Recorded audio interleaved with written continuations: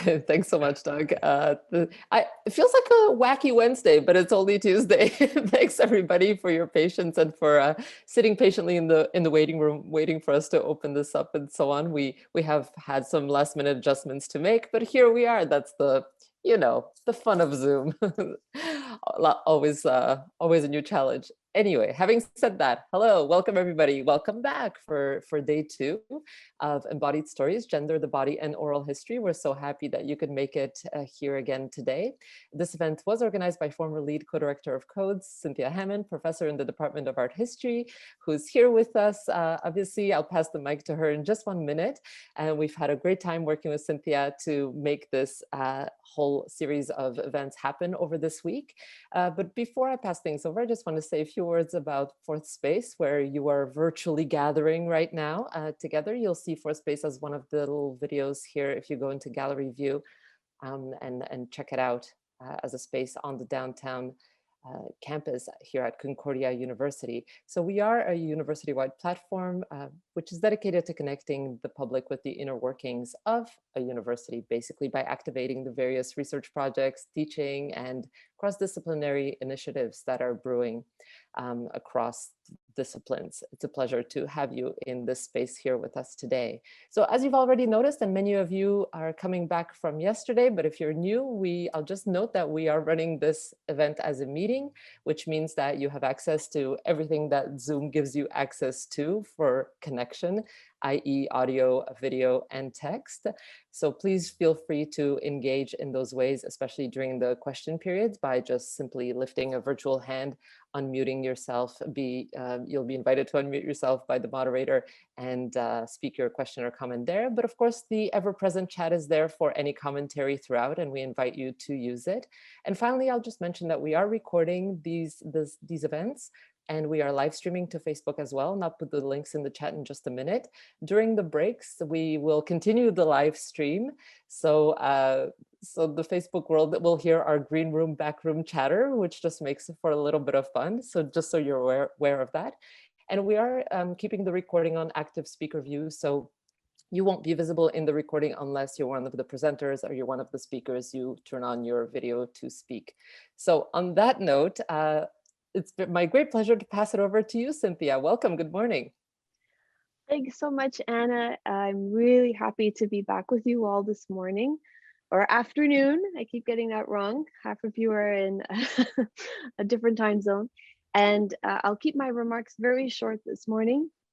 Today's sessions are going to follow the exact same format as yesterday. So we're going to have, if I can speak, we're going to have 3 short sessions with 2 breaks, one after each of the sessions. And during the breaks, you'll have the opportunity to either visit our research creation breakout room, which will feature about 6 projects by Codes affiliates who are working with the theme of the conference in some way in relation to their creative practice. Sorry, I was fine 5 seconds ago. Sorry. And then following all 3 sessions, we're going to have, again, the opportunity for you, if you wish, to engage with each other during our social time. It's completely optional. If you're tired, this goes for the breaks as well. If you're tired and you just need to step back, please don't feel any pressure to remain on Zoom. We know it's been a big year of Zoom, but you will have that time available if you would like to connect with colleagues, especially people who haven't seen each other since the last Summer Institute. One small change in the lineup is that unfortunately James Ferns will not be joining us for the first session today, but other than that, everything is as planned, and it's my pleasure to hand things over to our moderator for the first session. Elliot, the floor is yours. Thank you, Cynthia. Hi, everyone. My name is Elliot Perrin. I am the Archivist Coordinator here at the Center for Oral History and Digital Storytelling. I am also in my 3rd year of doing my PhD in history, and I have the pleasure of moderating this morning's session. So I'm going to start with introducing. I have the pleasure to moderate a panel featuring a colleague, Piyusha Chatterjee. Piyusha Chatterjee is a PhD candidate in the Individualized Program at Concordia University in Montreal. Her doctoral research investigates the place of the busker in the political economy of the city using oral histories and archival research. Her research interests include oral history, labor in the cultural economy, informal work, and the working poor in the global north and global south. So I'll turn it over to you, Piyusha. Thank you so much, Elliot. I'm going to share my screen now. Just give me a minute.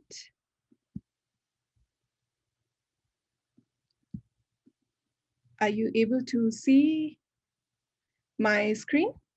Yes, we are. Okay, perfect. So hello, everyone. Thank you for joining today. And I'm speaking from Montreal, or Tiohtià:ke, as the place is referred to by the indigenous peoples of this land. Is it full screen now? Yeah.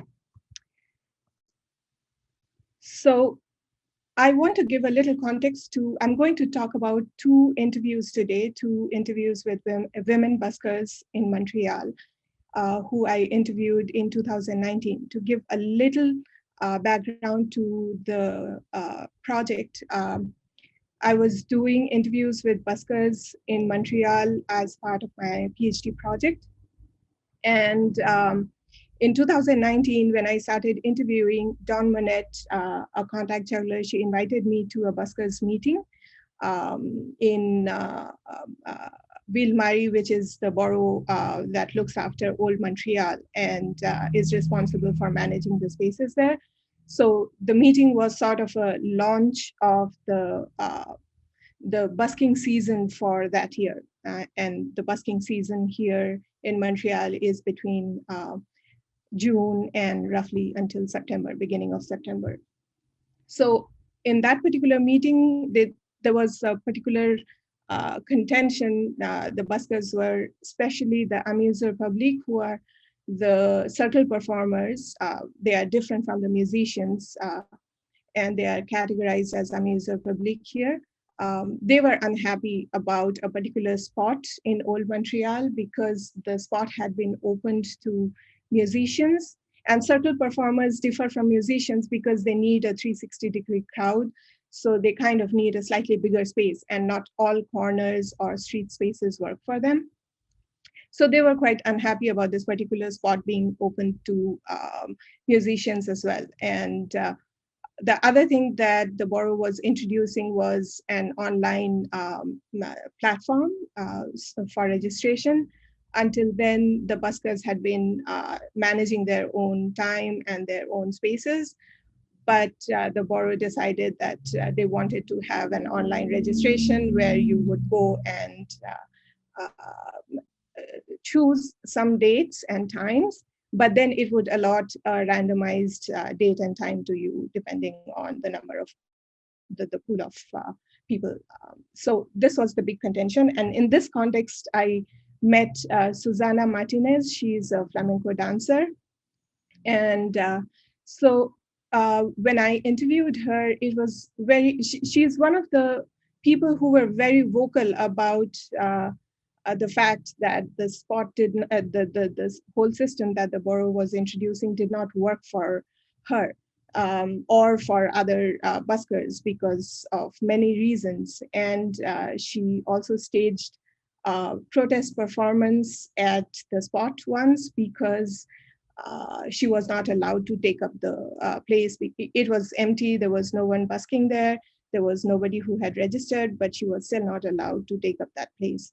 So in that context, so I want to talk a bit about her life before I go into what she spoke about the city. And she has a very performative way of protesting as well. So she talked about when she first arrived here in Montreal. She's an immigrant, and she was working in a restaurant on Prince Arthur. It's another street where there used to be busking in the 1980s and until the 2000s, I think. And she was working in a restaurant as a cleaner, and she was being paid less than minimum wage. And she recalled those days, and she said, one day when I woke up, and this interview is in French, so I'm not going to play the interview. And this is a translation that I did with the help of Google Translate. So one day when I woke up, I was like, well, I'm an artist. I shouldn't be washing floors on all four. And I also met a friend who read tarot cards. He suggested to me that why didn't we dress up like gypsies and then read cards? And the world would ask me, are you going to dance? Because I had my gypsy costume on and people thought that I was going to perform. My friend told me, you have to dance. Everyone is asking you. I was embarrassed to dance in the street because in Mexico with the dance groups, we only did flamenco in a group and in a studio. But that day when I was in pain, I took the decision to take that recorder. I got dressed. And since I had not informed the boss that I was not going to work, I simply placed myself in front of his restaurant. It was like 1 PM. He left his restaurant, and after staring at me for a moment, he recognized. He said, it's you. I wish you the best. Do what's best for you. And at this point in the interview, she actually broke down, and I asked her if she wanted to stop. And then she quickly collected herself, and she said that no, she would want to continue. And my friend Nadia Hall's father, who was helping me do this interview in French, she asked her why she broke down. And she said that after that moment, this former employer used to give her $20 every day and would sit her down to and bring her food to eat. So it was quite an emotional moment for her. But what stands out for me is the fact that she refused to be made invisible even in that moment. She refused to not be recorded. And this was, beg your pardon, this was a video interview. So she didn't want the camera to be switched off. And beg your pardon. Sorry. And so then we talked a lot about busking. And then at some point, once we had finished the interview, I had switched off the camera and we were still talking. And at one point, she told me, can you switch the camera back on? This is something that I want to say on record. So I switched on the camera and I asked her, and there's something that you want to say. And she said, yes. The city of Montreal, we are victims of mistreatment, according to my opinion. I thought about how it makes sense. I thought to myself that it's like we are in a cage with all these restrictions, with all the bans. We don't have the right to do anything. It's like dogs in cages. The city of Montreal is treating us like dangerous dogs. Street entertainers are like dogs in cages. That's what I was trying to say. So this was Susanna, and I think she was. It was also surprising that I couldn't wrap my head around it for a while. The fact that she was arguing against an online system where there was this other person that I had interviewed who was also a woman and a mother. Susanna is a mother too. And she thought that busking was the best way that she could fulfill her role as a mother and also have an income. Whereas this other person that I talked to, and I will go to her interview in a bit, she was like, I'm able to busk if this system works, because then I know I have more control over the time that I spend on the pitch. I don't have to be here all the time. I can juggle between being at home and my other gigs. And this person, Dawn Monette, she works in the entertainment industry as well as a juggler and a human statue. So there was this difference in the way these two women were looking at the same thing, and they were experiencing the same space but differently. So, but then in Monette's interview, she talked about experiencing power and authority in a very different way. She talked a lot about the male gaze, the sexual harassment that she faced, and other kinds of harassment that she faced while busking in public spaces. But then in her interview, there was this one moment where she talks about this particular story of how she fought back, and she fought back against a crystal ball manufacturer. And I will go to her interview. I just wanted to ask, Elliot, how am I doing for time? You're good, Piyusha. Oh, okay. So this will take a little 3 minutes about.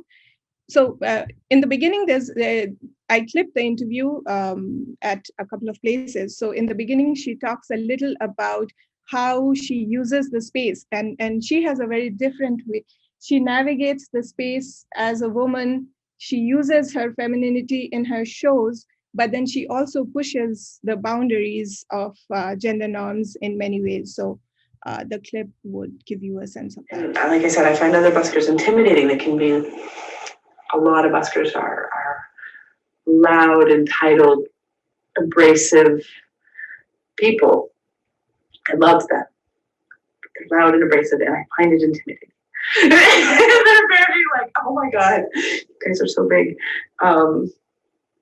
Clearly, I have some of these things, these traits myself. It's not a criticism. But next to those shows, this soft thing that I have can often be run over and like just trampled on. And so finding these quiet markets has been a real treat for me. I still try to find little moments like that because they're much, it's softer and nicer, just like my show. When did I do that? So that is, oh wow, that was 2009 and 2010. There was a marketing campaign in the US for this thing called a fushigi ball, which is basically contact tracing. Except they had a little metal piece put in it because the contact dribbling balls will set fire to things because it's a magnifies, like it's concave. The light comes in, and it makes a very pointed piece of light, which actually my costume has little burn holes in it because it sometimes will get me if I'm not careful, if I don't cover the right spot. Because sometimes you see pictures like this, it's because the sun is too hot and I'm trying to cover the ball so it doesn't create a fire, doesn't set me on fire. And like I have little burn marks on my elbows and stuff where I balance it. So they were marketing contact dribbling to children, but they made this very deceptive ad that was misleading, and it marketed as this ball floats on its own. And like fushigi ball, like anyone can do it. But what happened was all of my American audience, which happened to be most of my audience who was coming through because we target tourists clearly, that they started calling me a fraud. Started telling me that I know that ball, it floats on its own. She doesn't have to do anything. And I had just spent 10 years learning how to do that. And like, you know, every know-it-all child would come just like tell us that we were frauds, and like every 5 minutes on the street, and it was so painful.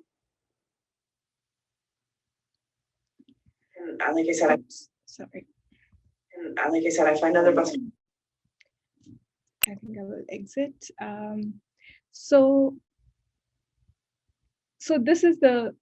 these are the two stories that I wanted to bring up because I wanted to highlight the fact that these two women, they are sharing the same space. They are busking at those same spaces, which are considered liminal, but they are also, the space is very central to their experience. So it's very central in their life. And two, they experience it very differently. Their access to the city is very different. Monette lives in the city. She sends her child to daycare, and she talks about the fact that the province has this subsidized daycare system that allows her to be able to busk and send her child to daycare. And she has a partner who takes care of the family income. For Martinez, on the other hand, she brings her daughter. She lives outside Montreal. She commutes to Montreal on the weekends, and she would spend the weekends here. She and her partner has an apartment. They had an apartment or a room in Chinatown where they would sleep at night. And her partner, who is a caricaturist, would store his stuff there. And she would also bring her 12-year-old daughter to the beach all the time. And for her, she thought that that was the best way she could give her daughter a family. And in her own experience, she had talked about her mother, who was a factory worker in Mexico and worked long hours and was always absent from home. And she thought that by busking, she could be at home with her daughter during the weekdays, and they could be so-called a family in the square, at the square during the weekends. So I will stop there, and maybe I could take more questions at the end. Thank you. Thank you, Piyusha. Appreciated. Lots to expand on from there. So our second presenter is Yvonne McFadden, and Dr. Yvonne McFadden is currently a research associate on an oral history project reconstructing the lost villages of East Ayrshire with Professor Arthur McIver at the Scottish Oral History Centre. She's also a teaching associate at the University of Strathclyde, teaching gender, class, work, and oral history. Her PhD at the University of Glasgow focused on homeowners in post-war suburban Glasgow, examining topics such as work, social mobility, and gendered experience of domesticity. She has also worked on oral history projects with Scottish Women's Aid and Glasgow Women's Library. Currently, she's continuing her interest into people's homes with new oral history of rehousing from inner city Glasgow to the Easterhouse area. Yvonne, take it away. Thanks, Elliot. So I'll just share my screen as well. Can everybody see that? Yes. Yeah, okay. So this is from my PhD research, which was a few years ago, which I'm currently working at the moment into a manuscript. So the PhD looked at basically domestic life. It looked particularly at people who bought a home in the suburbs of Glasgow. And it was really interested in issues around space, around consumption, aspiration, but what a lot of housing history is really focused on design. So I wanted to ask people, well, what was it like to live in these houses? How did it impact on your social relations? How was it, what was it like between people within the house, who came into the house, and also issues of gender. So I've called this Who Washes the Nappies? It's not going to be a surprise that it wasn't the men. Just to check that everybody knows what a nappy is. I don't know if you use nappy in Canada. It's a diaper. So just wanted to check. I just realised that might be colloquial.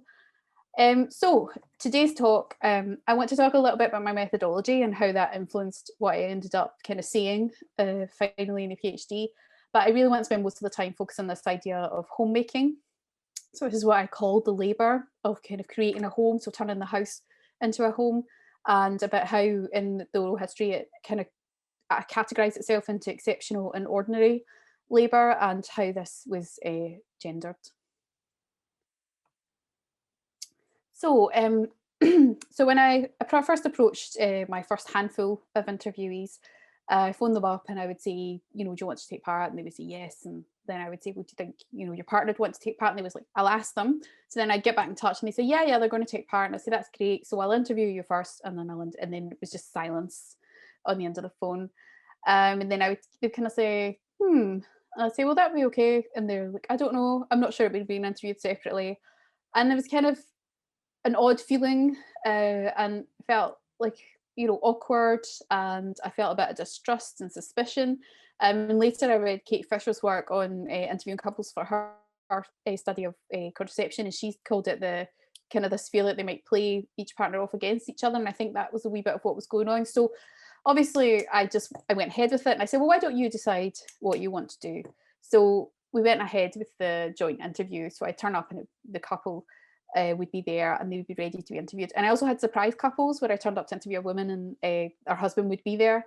So anecdotally, I know a lot of people do interview with other people present. But I suppose the difference for mine was that both people were actively participating in the construction of this kind of idea of home and what home was to them.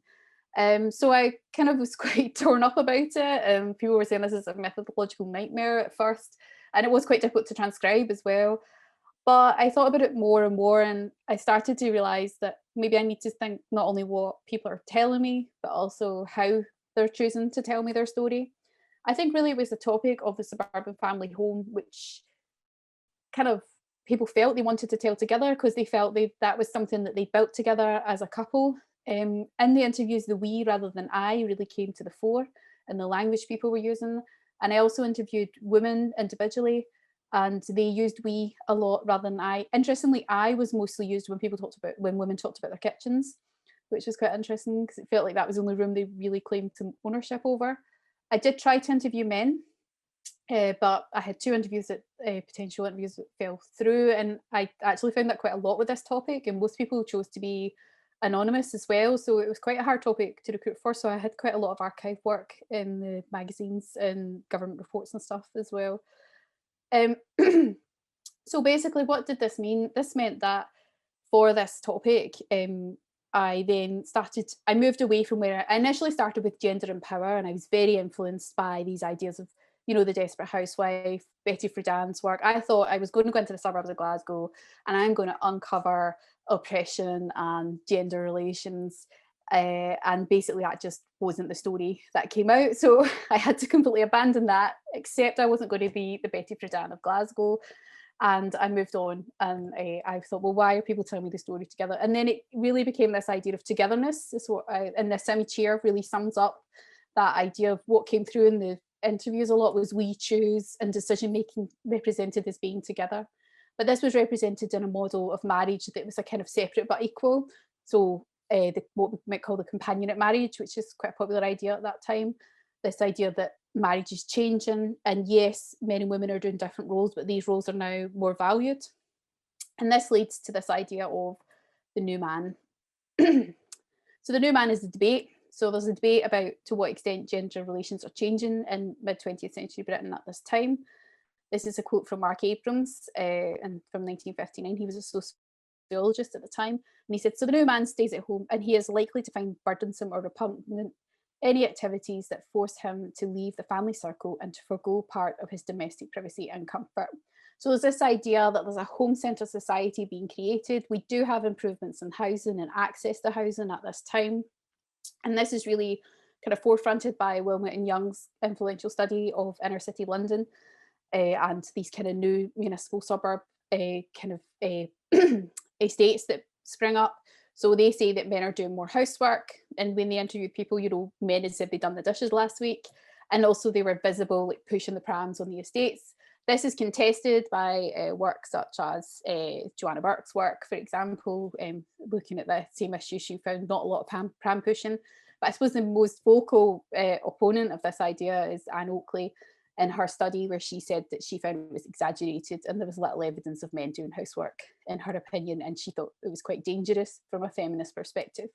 So this is the debate that goes on. So where does oral history kind of interject into this debate? I think it's about, to a certain extent, it is about establishing, well, to what extent was this a reality? But also, for me, I was more interested in, I suppose, how do people perceive this work? Did they perceive it as a burden or an unequal shared, is it unequal feeling or oppression? And to be honest, most of the answer was no. People portrayed it quite unproblematically. They just kind of said that's just the way it was. So there's that kind of that's just the way it was. Even though there was awareness of that change that happened since that moment in time with women's changing position in the home, and also this was found in other studies such as Judy Giles and Ali Haggett, who've done work on housewives as well. So, but men did have new roles in the house, and one of these new roles was I like to call it the DIYer, so doing the home improvements. So in the process of homemaking, men and women do have different roles, but those roles, you know, come to the fore when you take a house and then you turn it into a home. So men's labour, I suppose, is more notable because what they do is more spectacular. So they are building fireplaces, they're fitting kitchens, like building the whole kitchen themselves, they're doing the DIY. So these things are often classed as leisure or hobbyist type roles, and they are one-off. But in the oral history, they come across like much stronger because they're more memorable and they're more exciting, to be frank, than what women do for the home. So this is a quote from Mrs. McCabe, and she said, "My husband built along the whole length of the wall, and we set it in a coal effect fire. We were very proud of this. He polished all the wood and all this kind of thing. He's very handy with his hands." And this is a magazine that I found, this Women's Own 1954, and it's basically things that you can do, obviously addressing women, but you is actually the couple. And it's a young couple kind of getting started. And as you can see, I like this image of the fireplace down the very bottom on the left-hand side for me.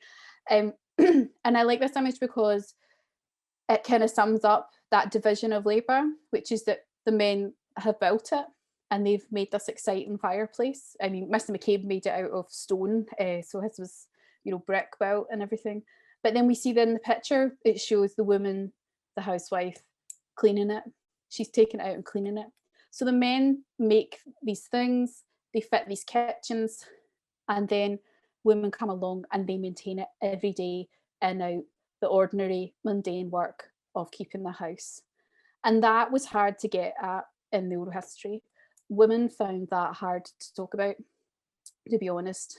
I had to try lots of different ways to try and get women to talk about it. If I said, you know, did you do the housework? That's obviously too close, that didn't get an answer.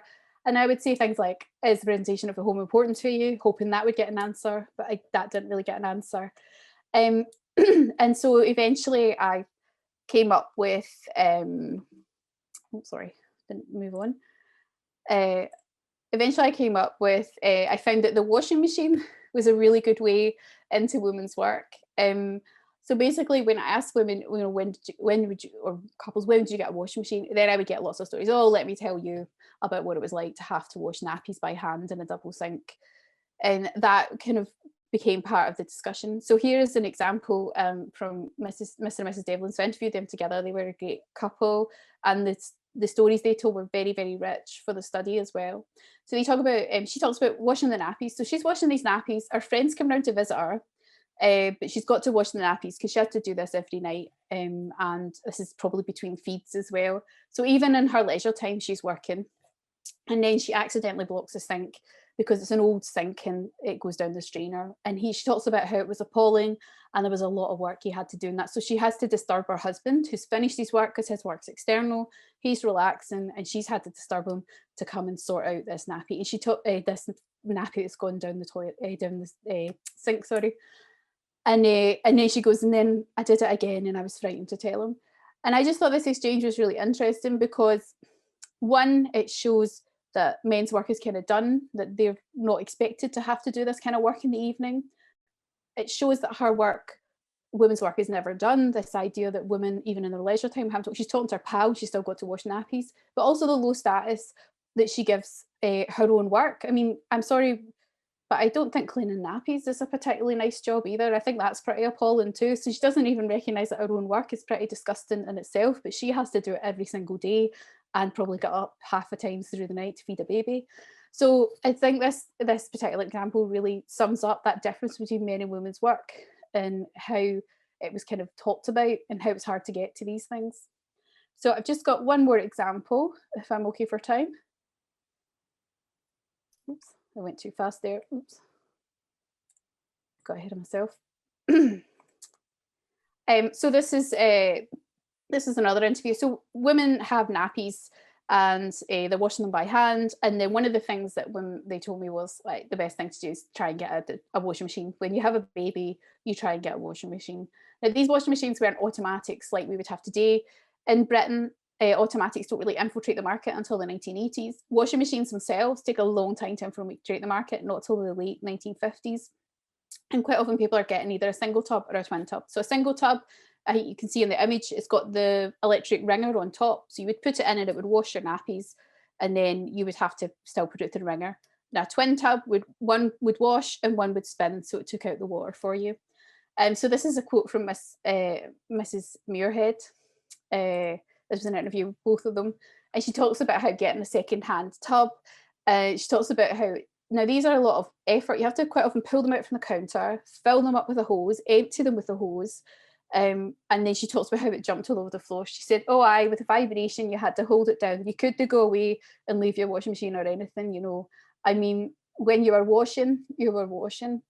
So it's this idea that women change, I suppose, from labourers to operators. So although the work has changed, that women's time is still very much consumed. And one woman told me the first thing she did when she got her full-time job when the children started school was buy an automatic washing machine, because that really does free up your time. So just to summarise, so in doing a couple of interviews, it pushed me towards a new perspective on my research. It really pushed me more towards gender. I'd actually put gender more to the background and was focused more on class and social aspiration and consumption. But through the interview process, it made me feel, you know, I was watching gender relations in action, and I put it more to the forefront. And the sexual divisions of labour, and talking about it in oral history, it was quite hard, which I don't think is a surprise, because we do tend to remember the more exceptional events like, you know, building a new kitchen or getting a washing machine. So it was hard for me to access the ordinary, the everyday that women did. And it was through trying to kind of come up with these exceptional events that I managed to finally get some really good stories about it. But also in the oral history, I thought it was really interesting how people, not only how people were internalising their gendered roles, but how they perceived them at the time, about how they perceived them as, I suppose, unproblematic. But then also there was a reflection, there was this constant, I know it's different now, attitudes, especially helped by me being about 8 months pregnant when I was doing some of the interviews. So there was a kind of, obviously a visual reminder that things are very different. Yeah, so that's just a snippet of what my research. So thanks everyone for listening. Thank you so much, Yvonne. Very interesting talk. So now we can open, we have time, about 20 minutes in order to open up for questions from the floor. And right away, we have a question for Yvonne from Professor Stephen High here at Concordia. Suburbs have a, just in case for people can't see, it's in the chat.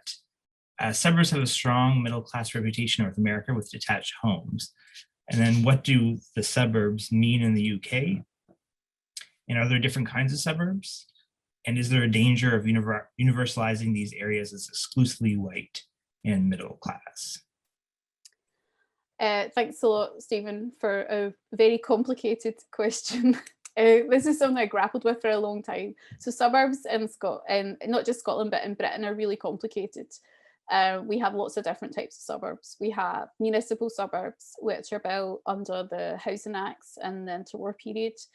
And these are the ones that Wilmot and Young were studying. And these are the ones that inspired my research, actually, because there's a lot of studies on interwar suburbs, about municipal suburbs, and about, you know, the rules for tenants and so forth like that, and garden competitions, and you had to have your hedge a certain height, and there's all sorts of kind of rules. So yes, so, and then if we move into the post-war period, there's even more house building going on as well, like more suburban. We also have industrial suburbs as well, which are, we get these interwar industrial suburbs, like in Glasgow we have one called Hillington, which is, you know, got some nice kind of Art Deco buildings in it. So yeah, so suburbs are quite complicated because you do have, but they are, I would say, organised by social class. You do have kind of working class suburbs. We also have big municipal housing schemes as well, which are slightly different on the periphery of the cities. And these things that can be quite, I suppose, a bit more unique to Glasgow, these two particular periphery housing estates. And we also have new towns, which is kind of in that suburban canon of, like, so basically suburb also means different things. For example, in municipal suburbs, in quite a lot of suburbs, we get these what we call cottage flats, which is like it's 4 in a block, and they're 4 flats, but they look like a suburban house, and you get a bit of a garden, which is a kind of good starter place. A lot of people started off in them in the 1950s and 60s because they were sold off, a lot of them, by the private rental who were built under the housing subsidies. So yeah, suburb is a complex story, but it generally tends to be like in one area you'll find most people are the same class or the same status. And there is work on different ethnicities in suburbs.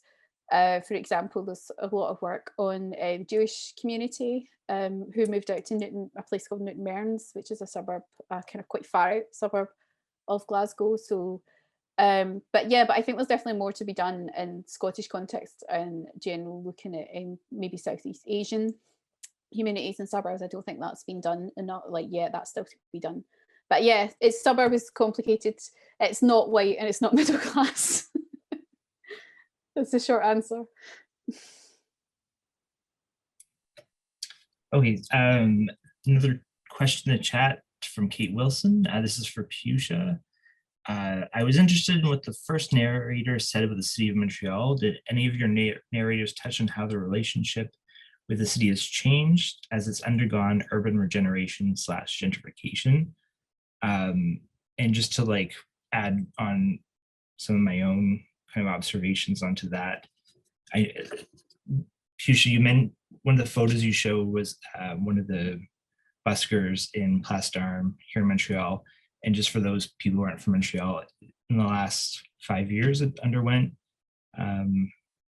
maybe slightly longer, underwent like a major retrofit, remodeling, however you want to call it. And I'm just curious, like to add on to that, do those kinds of remodeling affect buskers and people's, like the public's access to supposedly public space? Yeah, for sure. So to answer Kate's question first, yes, they do get impacted in very interesting ways because they are also seen as, the first gentrifiers in some ways. But then you have to, the Kathy Stanton talks about cultural producers being of like, there are different hierarchies, and the political and the economic elite actually use the poor and the people who have less cultural capital, whether it's education or class or other kinds of accesses, are used to, drive gentrification in some ways. So what I see in their interviews is that they were sometimes the first people to be there in these spaces which have all gentrified. And then they get displaced. So Prince Arthur Street used to be a place for busking in the 1980s, and now you don't see buskers there. You do see some musicians, but then it's very different, right? A musician's busking is very different from a juggler or a magician performing on the street. It's a very different dynamic. Even among musicians, there are very different, like there is a class difference in a way, if you could say that. So in terms of displacement, yes, gentrification, I think it does displace them also. And to connect it with what Elliot was asking, so Place d'Armes and Place Jacques-Cartier, which are these two big squares where you have busking in Old Montreal, they underwent significant changes after the 1950s. It became this tourist district, the so-called historic district of the city. And it became like, they started preserving the heritage of that area. And but what it also does is there is one,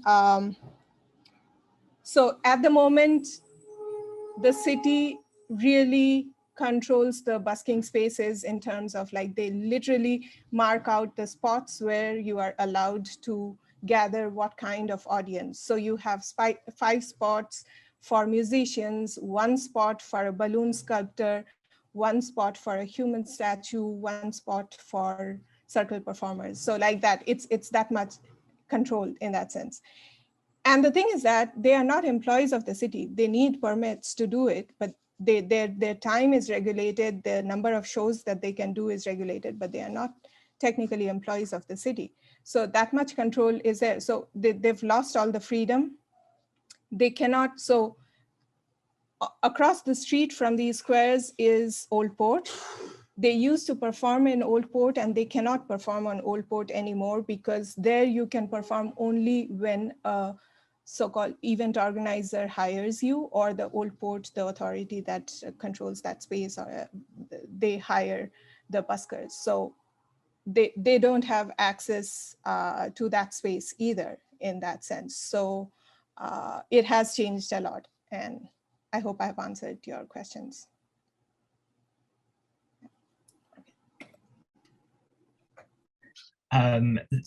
Another question this is from Alison Chand in the chat. So these are methodological questions for both speakers.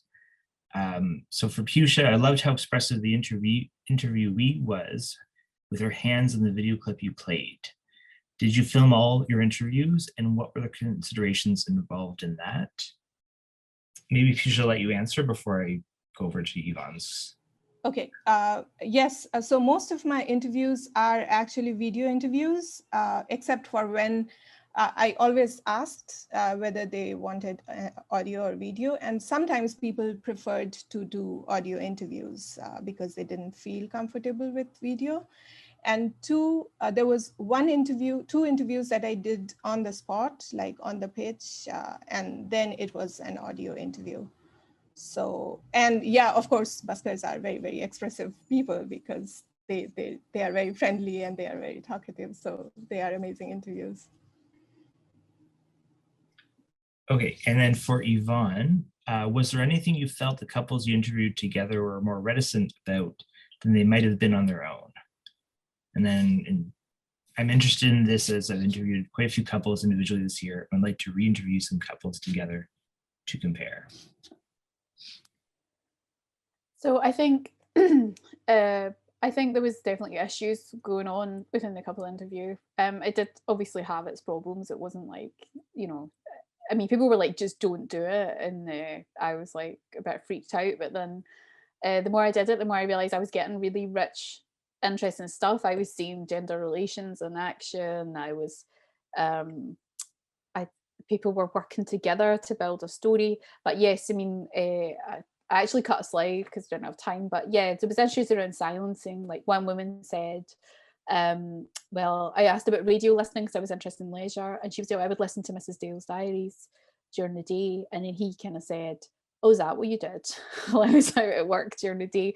And then obviously then that cut her down, and then she's obviously not going to tell me more about her radio listening habits now. Like, you know, like you don't know, but I think there was definite issues around revelation. And sometimes with men and women, men obviously have a different relationship to home. And I don't think I don't know, it was quite interesting the stuff Georgia was saying yesterday. I don't think they perceived the relationship to home as perhaps as important. So quite often women did dominate different parts of the narrative.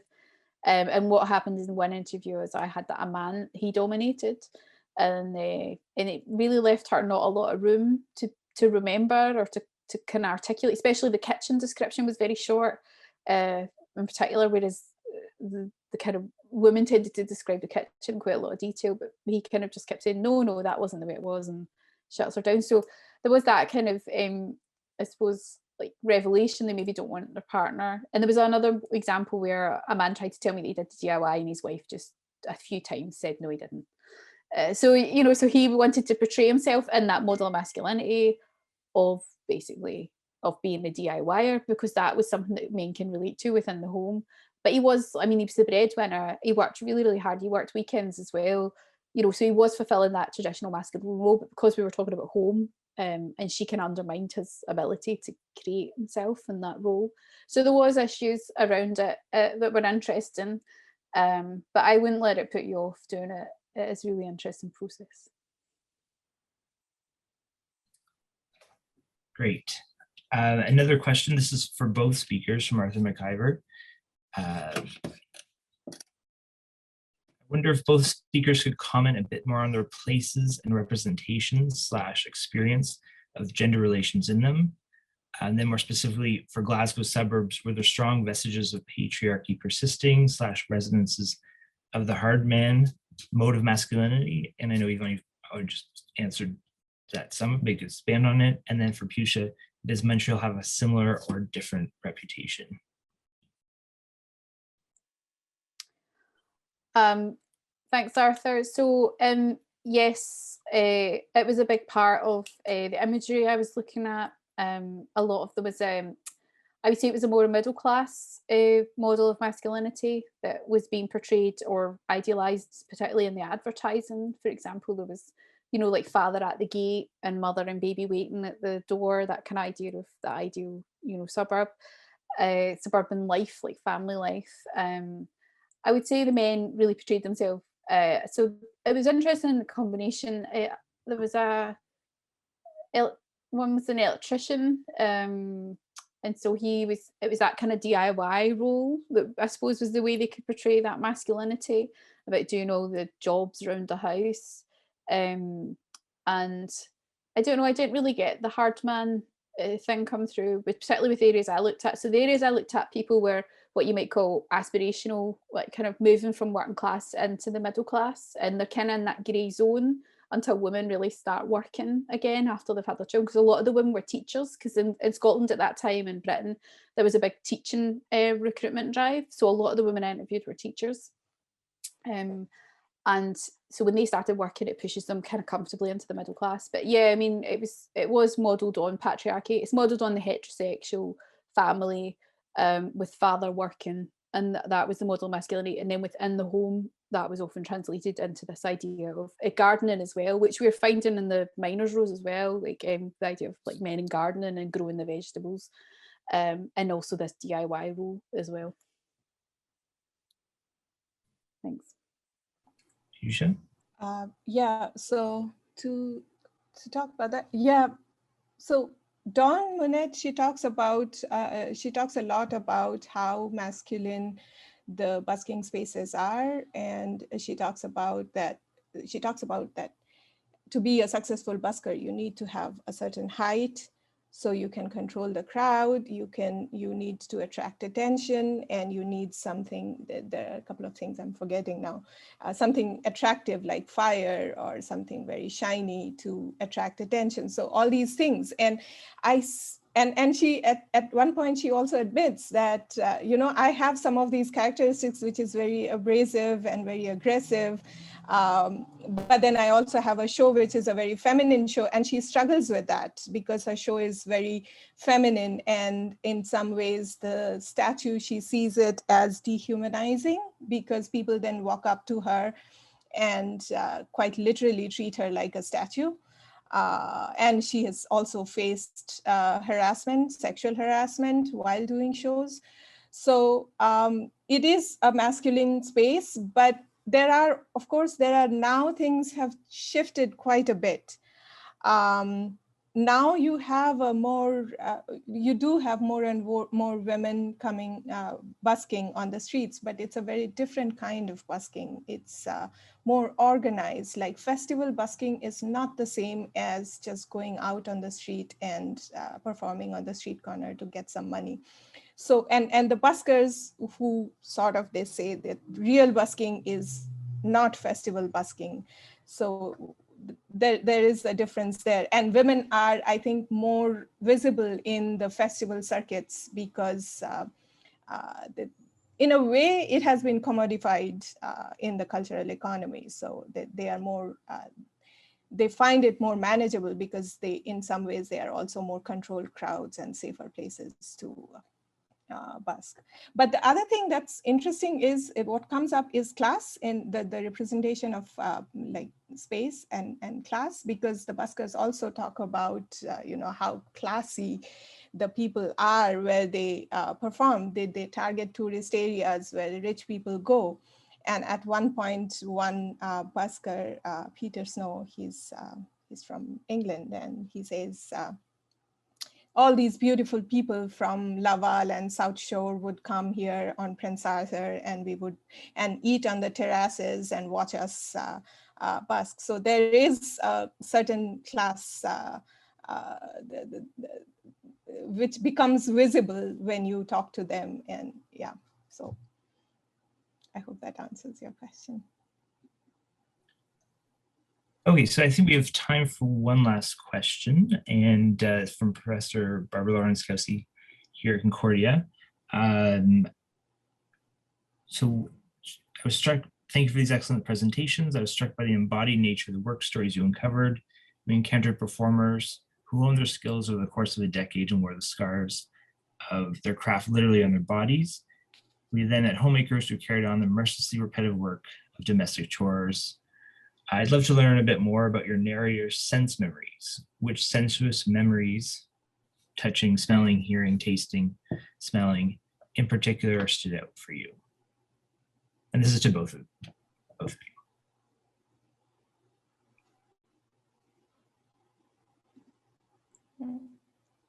Maybe Yvonne, you want to go first? Yeah. I'm still thinking. Okay, that's fine. Yes. It's a really good question, actually. I think, well, that one that I played, no, I didn't play it, and that I put up on the slide. I mean, that in itself, like, I mean, she wasn't the only one that had that story of the kind of vibrating washing machine. And there was also stories about, there was also stories about, I don't know, like some people did talk about, I'm trying to think if people talked about the smell of the washing up liquid and so forth. The soap. But so there was a woman who worked in the Formica factory, and she talked about that, like the texture of it and the feel of it. So there was a lot of things that, Arthur, I think you're sharing screen. It must be your cat.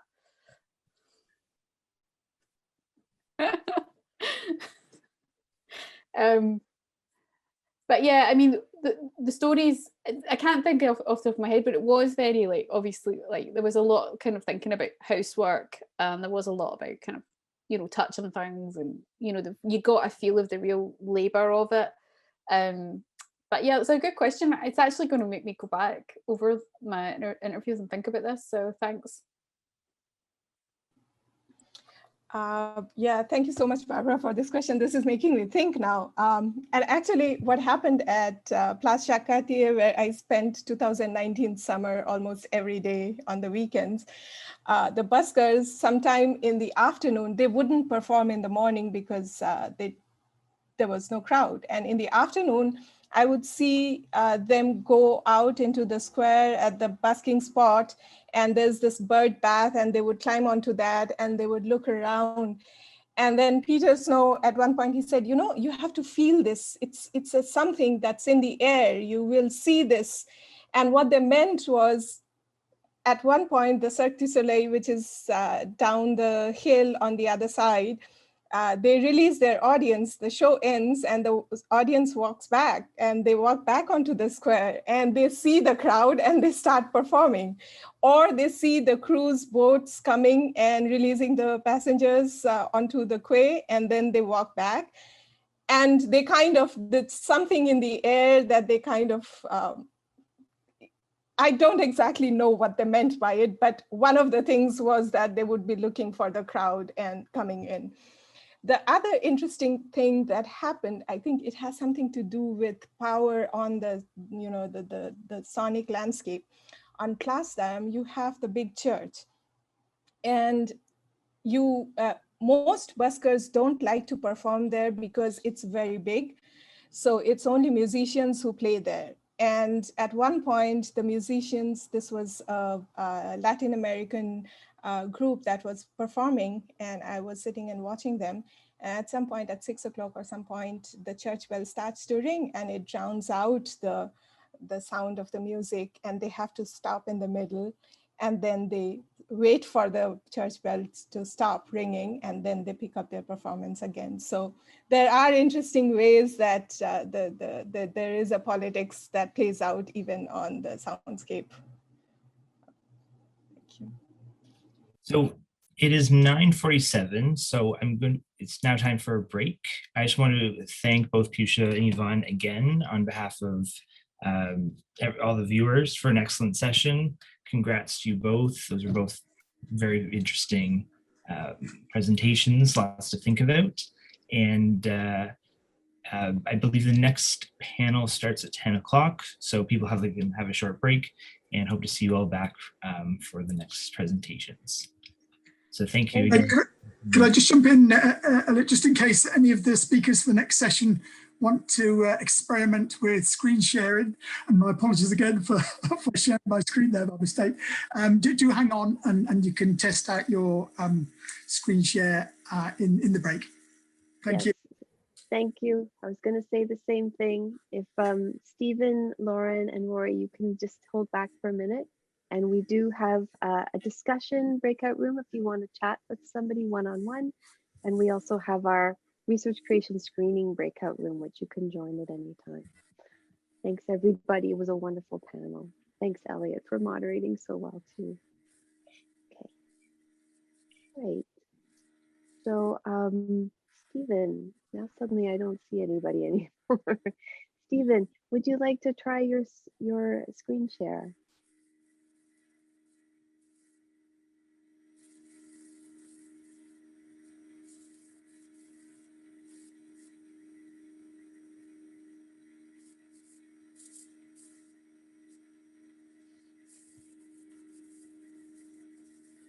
Okay, so we can see it. Do you have any audio in your presentation, Steve? Oh, okay, we can't hear you right now, but I think you said no. So you're good, I think. No audio, we're all right with you. Okay, as long as we can hear you during your talk, we're fine. Perfect, thank you. You are free. And Lauren, would you like to try screen sharing? Oh, yes. Let's wait for Steve to finish.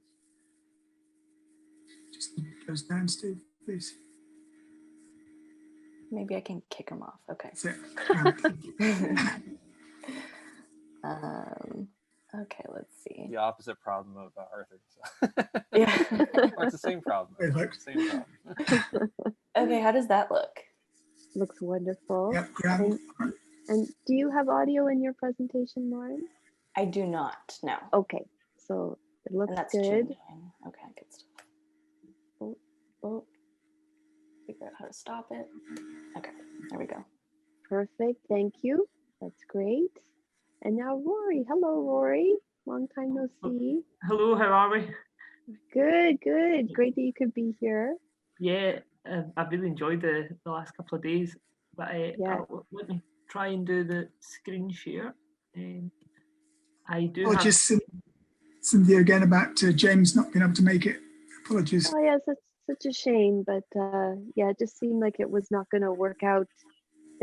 Anyway, it's maybe a story for our breakout room, but I'm sorry he couldn't be here. That looks good, Rory. Yeah, I can see that, Rory. Brilliant. Rory, do you have audio in your presentation? Yeah, I'll just try this little clip here to. You know, I've not clicked it. Let me just stop screen sharing. I think I've not. The magic button. Yes, right. Hear sound that one. Let's try that again. And hopefully there will be sound this time. Let's see. And then... The time I went into the factory, all the girls, it was all over the place. I was happy to working that day. Everybody had down tools at the union. What's happening, you can imagine. The time I went into the factory. Rory, we can hear that. I'm wondering if it would be possible just to lower the volume just slightly on your, yeah. Let me. I don't know if I need to do it through the PowerPoint. I think if you hover over the little speaker button on the top right side of your screen, there might be a volume control. See how that sounds. The time I went into the factory, all the girls, it was all over the place. That's great. I don't know if you have other slides with audio, but unfortunately they have to be adjusted. I only just learned this myself. I was just about to say, Cynthia, I wish I'd known this previously because I've used this clip previously and it is quite loud. But that actually, I know that and I actually don't because I'm trying to make it actually close down. So excellent. Perfect. Wonderful. Thank you. Yeah, apparently even adjusting your volume on your computer doesn't make a difference to how the audience hears it. It's just like, wow. Anyway, Right. you're all good now. You're set. So you've got 8 minutes before we start. The same goes for you, Lauren, if you want to take a little pause, and Arthur. And Arthur, you're okay? Do you need anything? No, I don't know what I could give you. No, hopefully it'll all work. Okay, Cynthia. Thank you. Okay. All right. I'm going to go get myself a new cup of coffee. Thanks again, Elliot. That was fantastic. And I'll see you all back in a few minutes. I'll be back in a few more.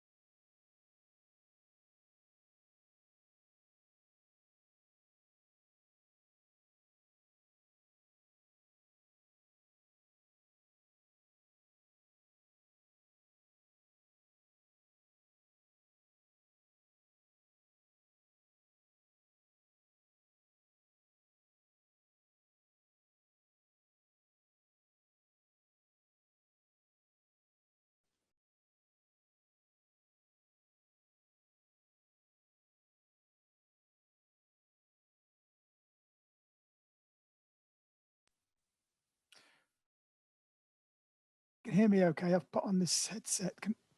Yeah, You sound good. You guys, thank you.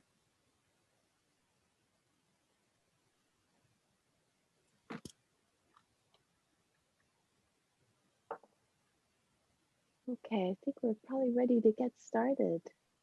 Arthur, the floor is all yours. Down to me. Thanks very much, Cynthia. I'm Arthur McIver. I'm director of the Scottish Oral History Centre, and delighted to be moderating this next session. This session is called Deindustrialization and Gender. We've got 3 speakers. Our first speaker is Professor Stephen High. Stephen is known to all of you, I'm sure. Stephen is Professor of History and co-founder of the Centre for Oral History and Digital Storytelling. He's the author of many books and articles on oral history, mass violence and deindustrialization, including the seminal Industrial Sunsets, very inspirational book, Stephen, in relation to my work. And more recently, the Deindustrialized World. Steve is currently leading a major transnational project on deindustrialization and the politics of our time. Stephen's presentation is called Industrial Childhoods, Growing Up Working Class in Montreal and Pointe Saint-Charles. Over to you, Steve. Great, thanks, Arthur. I'll just share my screen.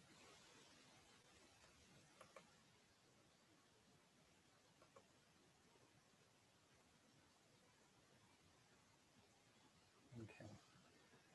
Well, I'll just start off by saying how great it is to have come together for the 3rd Summer Institute between our 2 centers. And the last 2 ones were just amazing. Have very fond memories of Glasgow 2 years ago with pints of beer. I haven't had a pint of beer in like a year and a half, so it's particularly nostalgic at this point. And I know that your pubs have opened up again there, so I almost think you folks should have should host us this time and sent us a delivery. But anyways, I'm rambling. So my talk is sort of drawn from a book that I have forthcoming. I still have time to make revisions and so on. So it's just like the last chance for getting feedback.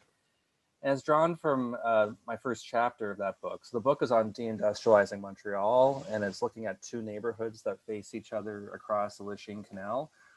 One neighborhood is is Montreal's first multiracial neighborhood, and the other is a white working class neighborhood. I'm very much interested in thinking about how class and race sort of get entangled. And this is, of course, a very important issue these days, politically and so on. But I'm focusing today really on industrial childhoods in Pointe Saint-Charles, or on one side of the canal, which is also the neighborhood which I live in myself. So I'll start with a memory of Elise Chevreau-Fils Boucher. Do you know my most beautiful memory? It was New Year's Eve. To celebrate the new year, there were traditions. One of my mother's traditions was she would open the door at midnight. All the surrounding factories would sound their whistles, the sounds of the factories. All the whistles would go off together, all the CNR trains and all the boats. The boats would go and make a mysterious sound. And the trains going ga-ding, ga-ding, ga-ding. It created a very mysterious atmosphere. I can't really describe it any other way. We were fascinated by the sounds, all the sirens, the firemen, all sorts of sirens would go off at midnight. A real celebration. That was my neighborhood. The working class tradition of sounding in the new year united residents living on either side of the Lachine Canal. Children in the Montreal neighborhoods of Pointe Saint-Charles and Little Burgundy grew up in close proximity to the neighborhood factories and the transportation infrastructure that supported them. In their oral accounts, factories were located nearby, out the back, or around the corner. Everywhere one turned, there were factories, or passing trains and ships, spewing smoke and noise. Massive factories lined both banks of the Lachine Canal, and along the southern fringes of Pointe St. Charles. Smaller factories were located in otherwise residential streets. Industry was very much part of the urban fabric of working class lives, setting the daily rhythm in the life course. Children's stories offer us a window into neighborhood life and the ways that class, gender, and race infuse people's lives and geographies. The layering of childhood memories in the wider book project enables us to enter into this largely lost industrial world and appreciate the ways that place attachment and identity are sedimented over time. These childhood memories are not free-floating experiences, but speak to the social reproduction of class sensibilities. The life story methodology places gendered life course front and center. Generally, boys ventured further, transgressing onto railway and industrial lands. Girls' stories were closer to home and centered on their responsibilities to younger siblings and the running of the home. Today, I'll focus on the racialized idea of working class tough in Pointe St. Charles. Here as elsewhere, a culture of industrialism was instilled in childhood long before young people went to work in neighborhood factories. Many spoke with real pride of growing up in a tough working class neighborhood. Stories of daring and trespass, fisticuffs, and bravado enlivened the interviews. But it was not all fun and games, as the everyday violence and grinding poverty attest. There are plenty of signs of economic distress in the interviews. Lori Morrison's family, for example, pulled what we call a midnight move, and I quote, "So that's when you couldn't afford your rent anymore and you were on the verge of eviction. And I remember it was the week before Christmas and we moved our fully decorated Christmas tree down the stairs, somewhere close to midnight. I think it was 1978. And we moved our fully decorated Christmas tree down the stairs, so down 3 flights of stairs to our next place." The cult of toughness has been observed across the industrialized world. Arthur McIver has shown how working class masculinities in particular were nurtured in the tough street culture of the neighborhood and the recurrent brutality of school life. But working class women also reveled in the memory of growing up in a tough neighborhood.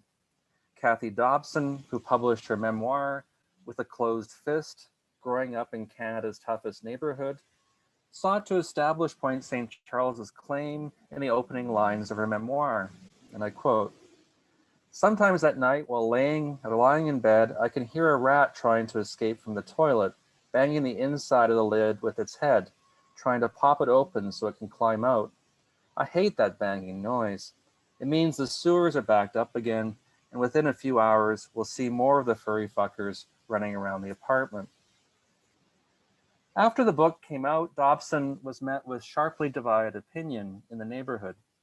Some felt that she was exaggerating the difficulties for the benefit of outsiders, while others liked how she told it as it was.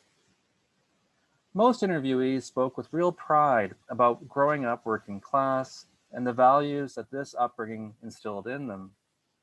Because poverty is related to shame, Alessandra Portelli writes, the response is an emphasis on pride. Industrial childhoods are anchored in an undifferentiated time before the rupture of deindustrialization, rather than in historical time, the 1940s, 50s, 60s, and the first half of the 1970s, therefore blur together. This working class longing for a home place that no longer exists might be dismissed by some as mere nostalgia, but articulates what our interviewees believe was taken from them. These accounts can therefore be read as a radical critique of the positivist assumption that life only gets better. For many, the toughness of their upbringing was not something to be ashamed of, but a badge of honor and a source of strength. Micheline Cromp told us that, quote, "It was a neighborhood said to be tough. That was the right word, a tough neighborhood." For her part, June O'Donnell recalled that, quote, "It was pretty tough, oh yeah. Some of the guys, they were really tough, but they'd stick up for you. My uncles were a couple of tough guys too. They'd take you out, I'll tell you. This toughness could be seen in the childhood stories themselves. Jacques Pichette and his friends would go play at night in the stockyards in nearby Goose Village, which just adjoins Pointe St. Charles. They could sneak in via a broken window. One time his friend decided he was going to fool around with the bulls in the corral and broke his leg. And it was pouring rain outside. They couldn't call for help as they'd be arrested. So they carried their friend home and deposited him on the doorstep and ran like hell because the boy's mother was a quote unquote tough lady. It may have been tough growing up in Pointe St. Charles, but there was a moral code. Eddie Nolan recalled that, and this is a longer story, but I'm gonna quote it. I was never a bully. I hated bullies. In grade 6, I was 12 years old. I was small, and I went in the schoolyard with a bag of chips. These are like potato chips, not not French fries. Guy comes out with a leather jacket with chains across the top. In the back, all these studs marked Elvis. Had his hair slicked back like Elvis, but he's a big fucker. And he was a new kid in the school. And he came out and he grabbed my chips. I said, hey, give me my fucking chips. He slapped me in the face. The girls started to laugh. So right away, my pride was really fucking damaged. I said, give me my chips. He said, do you want another one? So I put my head down, I walked away. The girls were all smiling. I went out of the schoolyard right behind the church. They were doing construction. I came back with a 2x4. I came back in the yard, tapped him on the shoulder.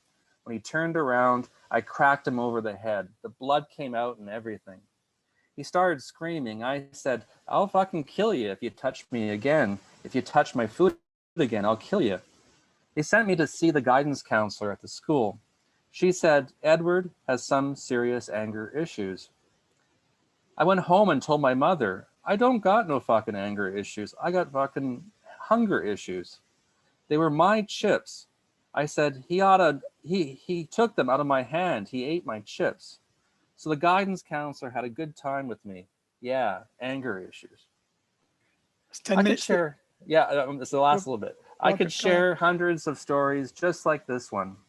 The wider chapter confirms that children grew up within an industrial culture where whiteness was normalized and the racial other was located on the other side of the Lachine Canal. My larger book project explores the ways that race and class identities get entangled within racial capitalism. Thank you very much.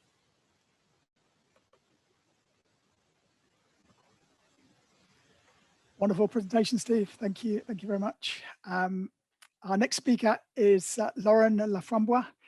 Lauren is the Associate Director of the Deindustrialization and Politics of Our Time SSHRC Partnership Project based at Codes. She's also finishing her MA, I think perhaps finished already, Lauren. Was that the news a few days ago? I'm defending my thesis next week. Defending your thesis, yeah. Brilliant. Fantastic. And it's on deindustrialization in the garment industry in Montreal, with particular attention to the intersections of gender, labor, and immigration in traditionally feminized industrial work. From 2018 to 19, Lauren was a research fellow on the Montreal 2050 Urban Futures Project and co-creator of a short oral history-based documentary film titled Who Left Get Behind or Left Out? Stories of Displacement and Struggle in Montreal. Lauren's title, I think, is Multiplying the Burden, Gender, Labor and Parenting under Deindustrialization. Take it away, Awesome. Lauren. Thank you, Arthur, for the introduction. I'll just share my screen. And I did change the title of my presentation because I often panic when I need to think of titles for things. So today I'm going to be talking about one interview in particular that I conducted for my MA project on deindustrialization in Montreal's garment industry. This interview with MD was instrumental in developing one of the central themes of my thesis. And the topic of today's presentation which is the interactive and embodied relationship between women's unpaid labor within the home and their experiences of paid industrial work within the broader context of deindustrialization. So the interview that I'm focusing on today is with MD, which is her chosen pseudonym. And MD grew up in the agricultural region of Abruzzo in southern Italy. And the post-war economic depression in her home region left a lot of people in her community with little choice but to emigrate. Recently married, she arrived in Montreal at the age of 19 in the mid-1960s to join her husband, who worked as a truck maintenance worker for National Rail. Her husband had arrived a few years earlier under the so-called bulk order labor immigration schemes as Canadian post-war infrastructure investment increased the demand for labor. The garment industry is where many Italian and other immigrant women found work. By 1986, so a few years later, 94% of sewing machine operators were born outside of Canada. One of the themes that it was clear that MD wanted me to grasp in our interview was that she saw immigrating to Montreal as a path toward improving her life and her future children's lives. But the structural conditions of MD's position as an immigrant worker made that difficult. She spoke neither English nor French and arrived in Montreal with a considerable amount of debt to finance her trip from Italy to Canada. So for example, MD started working at a garment factory within a week of her arrival. MD's first job paid 75 cents an hour, which is about $6 an hour today. And she took home about $27 a week, 25 of which she spent on her and her husband's rent every week, which left her $2 to cover her bus fare. Now, Franca Iacovetta's study of Italian immigrant families in post-war Canada shows that women's wages were often used for immediate expenses like rent and groceries, whereas men's wages were often used for, were frequently saved for the longer term. So even with women's waged work, we see that their wages often serve these socially reproductive needs like housing and rent. It's also important to note here that MD's husband's work for National Rail meant that he was often away for months at a time, leaving MD to perform most of the household labor and childcare on her own for long periods. After having her first child, MD then returned to work at a new garment manufacturer in 1965 called Premier Brand Clothes, which we see an ad for here, where she worked by the piece. Now, although piecework is regarded as an intensive and high pressure form of work, MD saw it as a pathway toward upward mobility. In our interview, she says, "Then I started working piecework, making a few more dollars, improving our situation. When I started, my salary went up to $50 a week. 50, 60, 70, oh my God, it's the end of the world. That's a great pay, $70. Although MD saw her paychecks gradually increasing, piecework creates a highly intensive way of working since you're paid by how much work you do, not the time that you spend doing it. So there's incentive to work as quickly as possible.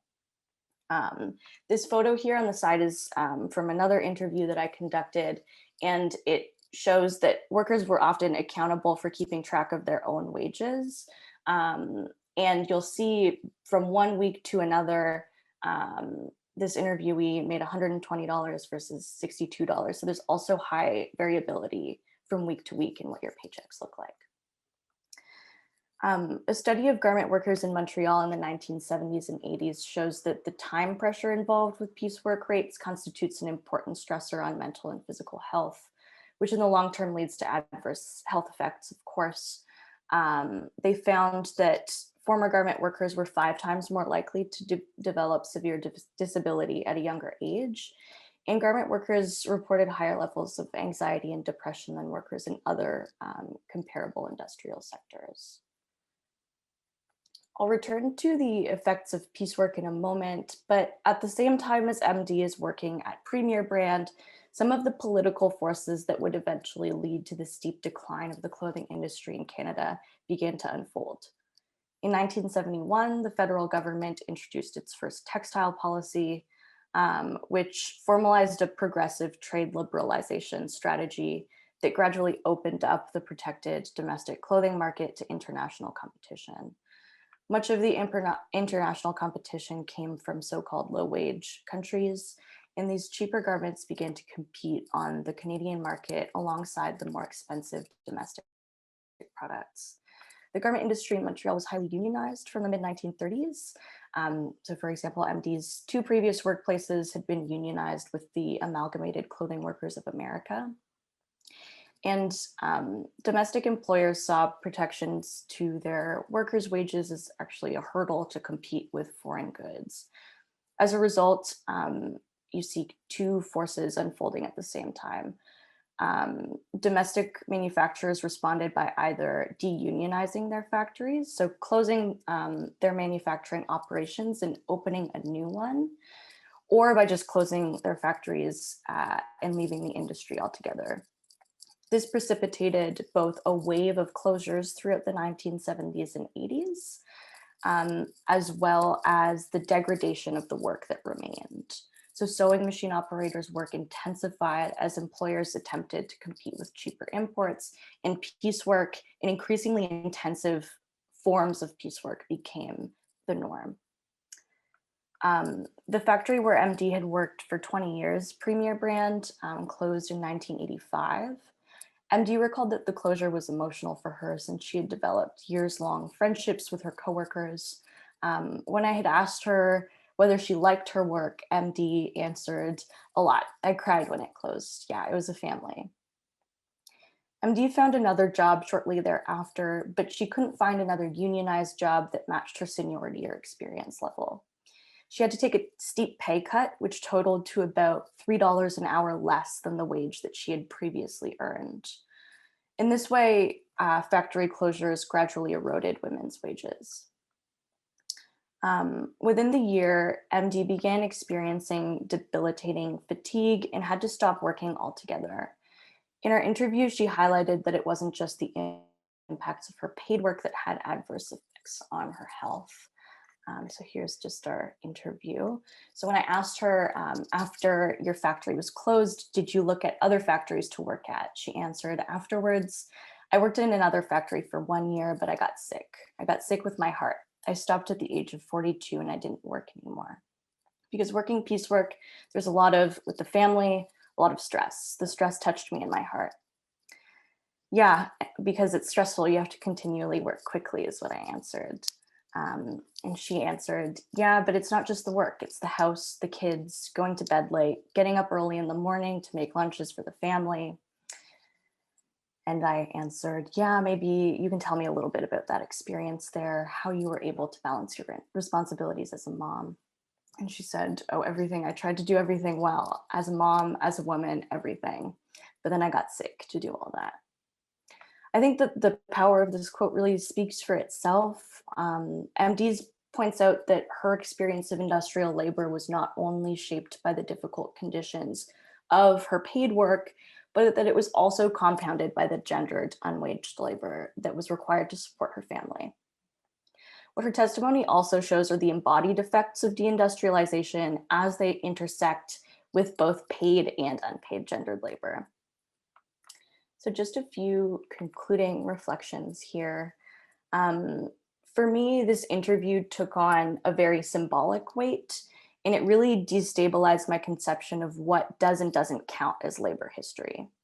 When MD says, yeah, but it's not just work, she's speaking against my follow-up question that focuses specifically on how piecework was difficult because she had to work quickly.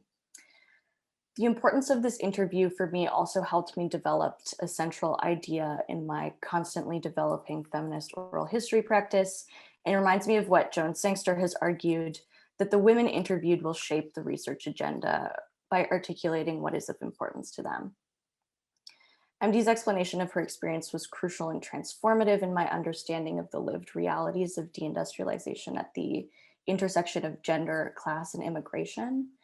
And I think that for the broader study of deindustrialization, MD's interview complicates the picture of who comes to mind when we think of the displaced industrial worker. As the garment industry deindustrialized, it was largely immigrant women who bore the brunt of its decline. Thank you.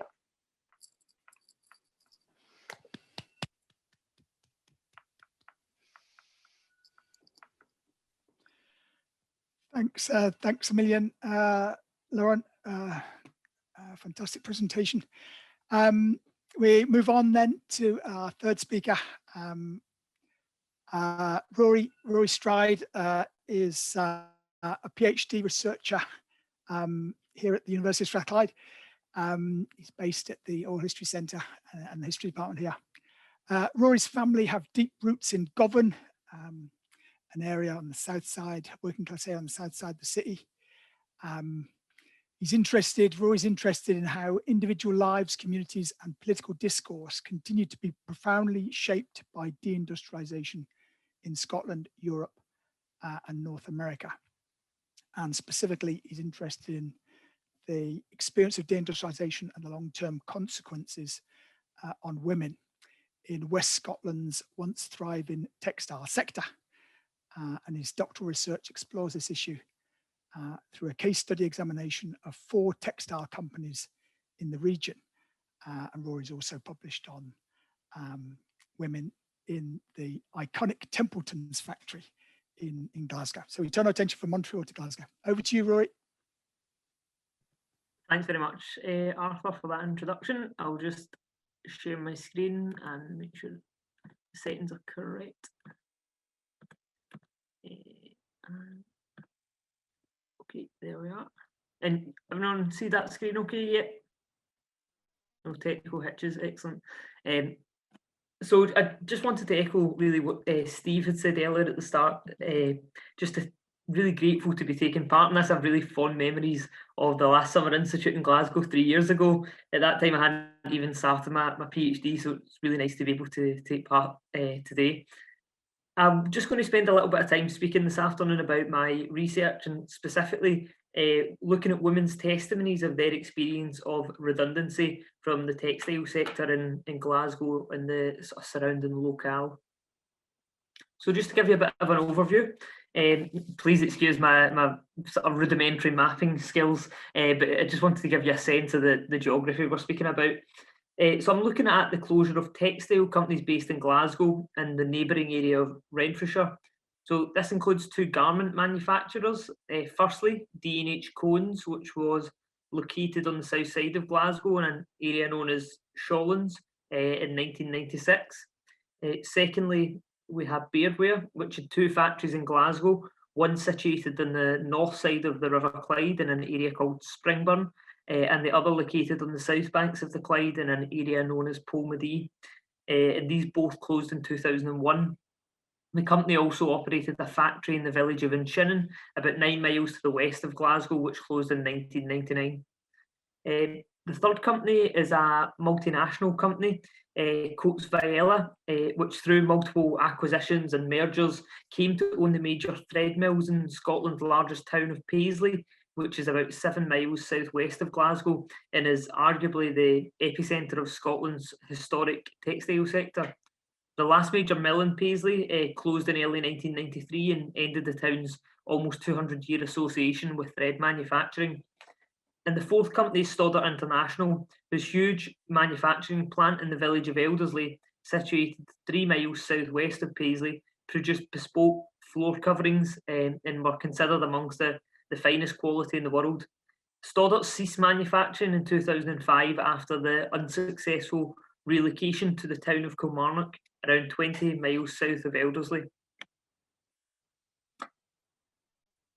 In his recent study of the Guinness Park Royal Brewery in London, Tim Strangleman conceptualised the notion of industrial citizenship, the idea that workers were Guinness citizens, that in this sense the workers were not just numbers or employees, but rather they were members of a collective with a shared culture, shared rights, shared responsibilities, and a clear sense of pride in their employment. And when I first read Tim's work, it was something that really struck with me, because it was something that was clearly evident in the testimonies of the women who I had interviewed in the textile industry. Often the testimonies were sort of framed around this notion of industrial citizenship, about how deeply connected they felt to the company and a deep loyalty and a pride for in their work. It was in listening to their testimonies, it was clear that the working lives of these women in the textile industry was a really profound and central component of their identity. It really challenged still deeply entrenched patriarchal, sexist assumptions that in working class communities, when women went out to work, particularly in industrial work, it was driven through necessity or through a degree to get independence, to have some sort of the term pin money, to have some money set aside for themselves. It wasn't necessarily something that they wanted to do in that regard. But I was struck by a lot of these women, their continual level of attachment to their work, years, decades after they'd left their work. And this was often expressed through ephemera, which they'd safely stored, and it served as a really tangible connection to their working lives in the textile industry. We have here an old wooden thread bobbin from the Paisley Mills. Someone who worked in the Paisley Mills still had the old coats, thread bobbin, in her house. Someone else showed me a pin from the Scottish carpet trade and factory workers union pin badge that they kept, a commemorative whiskey bottle from Stoddart Carpets. And here we have the Stoddart's Carpets in-house publication, The Illuminator, which someone who had interviewed had kept numerous copies of that for several years. One other common expression of this idea of industrial citizenship that really caught on in the interviews was the degree to there was a high density of multiple family members who would be employed by the same company. This sort of shared culture, ethos, and the values of the company were distilled from mother to daughter, from aunt to niece, and from sister to sister. For example, in the Fergusley thread mill in Paisley, sisters-in-law Andrea Anderson and Barbara Anderson worked alongside one another in the 1970s. In the 1980s, in the beardware factory in Pointe on the south side of Glasgow, Alison Anderson was able to start work directly from secondary school as she had two older sisters already employed in the factory. When beardware was closing for the final time in 2001, Karen Green was deeply connected to the factory despite no longer working for beardware, as her two younger sisters, Diane and Tracy, were being made redundant as a result of the closure. At D&H Cones, Michelle Nairn left the factory just months before the plant announced that it would be closing. Again, Michelle remained deeply invested in the factory as a consequence of the plant closure resulted in her sister being made redundant. This sense of attachment, pride, and their connection to work made the closure of the plants incredibly difficult. In Glasgow, Alison Anderson recalled the heated atmosphere in the beardware factory after the company announced that they intended to close the plant. And I have a little extract. By the time I went into the factory, all the girls, it was a lovely place. There was hardly anyone working that day. Everybody died down tools at the union. What's happening, you can imagine it. There were loads and loads of girls at it. We never knew nothing. They were screaming and shouting at us for us to tell them what was going on, and we must have known beforehand, and I bet you we've got jobs lined up. I mean, we were just so angry with us, and I get that. And trying to tell them that we were just, we knew nothing like them. But we ended up going into a meeting, and we had all said, like, I don't even think we said to the lasses go back to work. We were like, let us try and find out what's going on, and then we'll come out and tell you. But I mean, there was girls crying and everything outside. I mean, it was unbelievable, horrible. One of the most horrible days. The loss of their employment provoked a deep sense of anger, frustration, and real devastation. In the case of beardware, the workforce channeled their anger in collaboration with the GMB trade union and campaigned, forming picket lines outside Marks and Spencer stores across Britain as the workforce had held the company responsible for the closure of the factory after the company had ended a contract with beardware as part of a conscious shift to offshore the manufacturing of their garments. In Glasgow, this included a picket outside a Marks and Spencer's flagship store in Scotland, located in Argyll Street in the city centre. I know that's Argyll Street, and I actually don't know when, because I'm trying to think when we actually closed down, so I know it must have been it was a winter time. I know it was something, because some of the lasses are like, oh, what's the use, we're not even bothered, it's frozen. But it was something the GMB got together with on, says like, why don't we just do it, just to see like I know it was in the news. I mean, it wasn't a wee thing. It was all over the news that we're all closing down. It was a big thing. But we all got together and we all says, like, why no? Because it was something that really annoyed us, because it was this big thing that they wanted us to know. And we were saying, you're going to label it that it's saying Sri Lanka, you're going to put in your clothes. So, and obviously they had to do that. But as I say, the GMB got us all together and says, one Saturday, I take it was, like, we'd all want to go. So we all did. It was a good crowd, and we made all these banners and all picked it outside Marks and Spencer's, but it was blooming freezing. But to no avail, it done absolutely nothing. But we still did. We still protested. The decision to offshore its production made tens of thousands of garment workers, predominantly women, across Scotland, England, Wales and Northern Ireland redundant.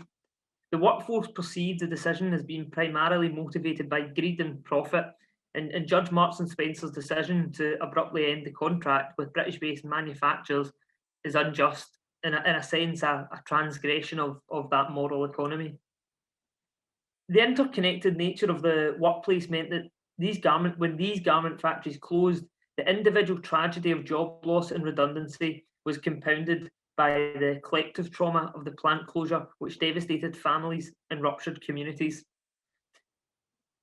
Former supervisor Kathleen Wisner emphasised the seismic impact of the closure of D&H cones on the south side of Glasgow due to its reinforced impact on families.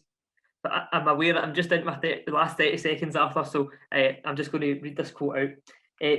Kathleen commented, "People were absolutely traumatised, crying, and it was horrendous for a lot of people. Yes, it was. They were absolutely shattered. It was dreadful. You know, and when I look back now, I think, what a loss to so many people," which it was. It was a big loss to families, the shops, Shawlands. They must have lost lots and lots of money. Constant employment, Rory, for 35 years of my life, constant Monday to Friday, constant employment. Where would you get that now? So just in bringing this to a close and tying this together, I just think it's important to, in bringing my thoughts together here, that I think oral history is such a crucial tool to help us form a deeper, more insightful, meaningful understanding of the gendered nature of deindustrialization. It provides a platform for underrepresented and too often unheard voices of working class women to narrate their own lives and tell their own stories. In narrating their experiences of closure and redundancy, trauma and loss are the recurring themes in the oral testimonies of the women that I have interviewed. And this is how these women narrate their own lives and in their own words. The profound sense of trauma elicited in the oral testimonies reveals how the impact of the closure of the garment and carpet factories and the thread mills was about more than just a loss of income. Of course, the loss of any job brings financial hardship, but this was more than a loss of a job. For those women affected, redundancy and the loss of work damaged their pride, their morale, and their sense of self, and they viewed the closures as an assault on their personal identity, their family members, and the local community. Thank you.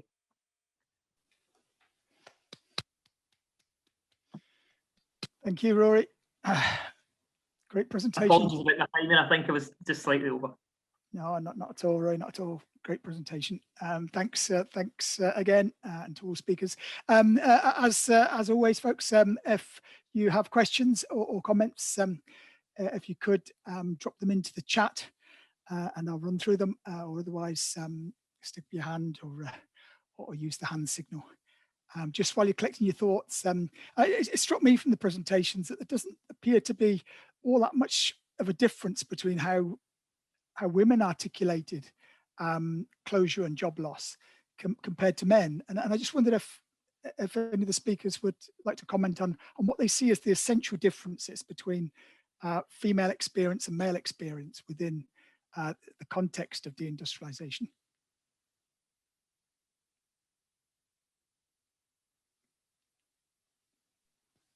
I can have a go at that question.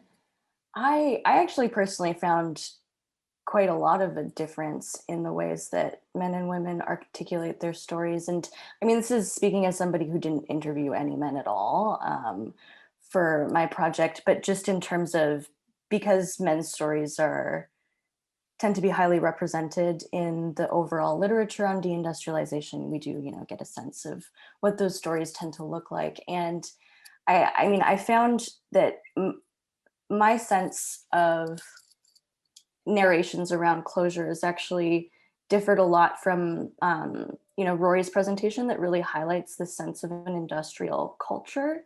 I think that what is perhaps reflected in my presentation is this centrality of family life over work life in a lot of situations, and how family life really animated people's understandings of what their work meant to them. But I have some interviews with other people who were perhaps more engaged with, resisting deindustrialization and against plant closures, that you do, I think, see a kind of more adjacent narratives, I think, to these more masculine stories, where people are really, drawing on perhaps this shared sense of industrial culture, of, perhaps leftist politics as well. Yeah. So I think that there are, I did find differences as well. Thank you, Lauren. Thank you. Fascinating. I'll just maybe come in on that as well, Arthur. And it's something that just time-wise I didn't really go into, but something that's really stood out to me in the interviews that I've done so far is, I'm not sure if resilient is the right word, or flexible, because I think there's something deeper about gender roles and sort of a really deeply entrenched sense of masculinity. But from the women that I've interviewed, there seems to be a greater resilience or flexibility to re-enter the labour market, even if they've been in the textile sector for 30 years. But what seemed common was that they almost fell into jobs that we would traditionally view within a traditional gender stereotype. So it was often caring or cleaning roles in hospitals seemed to be a really common experience. But in articulating that seemed to be a separate part of their working lives, but it didn't seem to be anything that seemed to dent their pride, although they were earning significantly less money, and it would be classified as less skilled, I think, in a traditional way. But that was categorized as just a different chapter in their working lives, and something that still they found really fulfilling, rather than something that they found degrading. And perhaps something else was, a lot of these women spoke to me about how a lot of them were earning more money than their husbands, which I thought was interesting. But something that the money they earned from the work didn't seem to define their relationship to the work in the sense of the pride they extracted from it. Whereas I think there's an inherent connection between skilled male industrial work and the sort of wage labour, the higher the wage labour for it, the more skilled. Whereas I don't think there didn't seem to be that sort of articulation for me. So I thought those were two quite interesting differences. Thanks, Roy. Yeah, fascinating. Yeah, I guess for me, like I think I saw a lot of similarities in their memories about sort of the industrial past.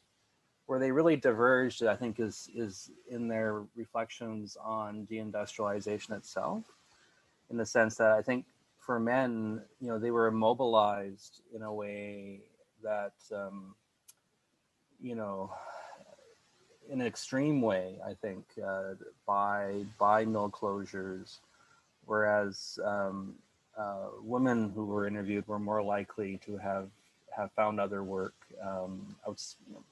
within the industry, but also outside of industry.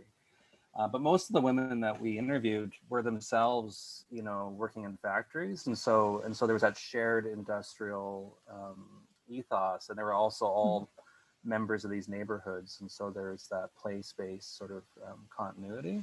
But of course, the neighborhoods were profoundly gendered, whether it's taverns that weren't, were men only until 1981 in Montreal. And so it's very recently that those, were opened up. And so gender is hugely important, but it's not, it's not bifurcated in some of the ways that we might think. Thanks, Stephen, and thanks for the comment in the chat, Steve. I'll jump over that if you don't mind, and go on to the question from Sebastian. And thanks, Sebastian. So it's a question for Stephen. Can you speak a bit more about the geography of these stories? Were you able to identify geographies relating to the origins of the inhabitants, e.g. certain blocks, streets, maybe even floors associated to certain communities? Also, were you able to identify changes in these geographies over time, i.e. any relationships between the structure of these neighborhoods at that time and the way the gentrification process unfolded more recently? Sebastian, you're gonna love the book. It's all about that. It's all about sort of these like how memory gets grounded in place, and how railway embankments or canals or other sort of obstacles become borders of identity, whether it's race, whether it's language, because of course language in the Montreal context is very important. So both neighborhoods are divided in half by railways, and one half are Anglophones, the other half are Francophones. In the Little Burgundy context, one half is really where Black Montrealers are living, and the other half it's white Francophones. And so the physicality of the city is really, really crucial. And yes, I am getting really into into sort of like grounding the story in location. And yeah, so I'll point you to the book. But yeah, like I think geography, like spatial memories are really important. And we did a lot of like walking interviews, which I think were very good at eliciting these kinds of this kind of remembering. Thanks, Stephen. A question from Yvonne to Lauren. Yvonne says, fantastic papers, everyone. For Lauren, thinking about this relationship between paid and unpaid work, did this come up in more interviews in your project? In my work, Yvonne says, women's paid work was a complex balance with their unpaid work. Also, was there any piecework done within the home? In the project in Glasgow, they uncovered quite a lot of garment piecework at home. Yeah, thanks for that question. So this interview was certainly the one where this theme of the interactive relationship between paid and unpaid work was most clear to me. I think because she was speaking quite directly against my own line of questioning, which I think is an interesting dynamic in that interview. But also, it did come up in some other interviews as well. A lot of women spoke of their experiences with pregnancy and how that affected their ability to work in this highly demanding industrial setting. And issues around pregnancy really inflected a lot of the organizing efforts against plant closures and against the degradation of the working conditions. So the other chapter of my thesis is really concentrated on this organizing effort by the Comité d'Action des Travailleurs du Vêtement, which really took on these specifically gendered experiences outside of the workplace, as it's central to their demands against organizing against closures. For the second question around piecework within the home, this is something that goes back to the early industrial history of the garment industry in Montreal and certainly elsewhere. And there's a lot of really interesting literature that came out in the 80s and 90s that really looks at that associates the resurgence of industrial home work as it intersected with deindustrialization. So people interpreted it as labor that was being taken out of factories and away from unionized jobs and into these, highly, very bad working conditions within the home and piecework in the home. So that's certainly something that you see in Montreal, you see it in Toronto as well, and in New York City, where there are also the North American centers of the garment industry, in addition to Glasgow. Thanks. Thanks, Lauren. This question from Kate. So Kate says, thanks very much for to all the presenters, really fantastic papers. A question for Rory. I have a question about the Illuminator, fab name, says Kate. Did workers have any input into this? It looks quite top down. Kate says in brackets, I could be wrong.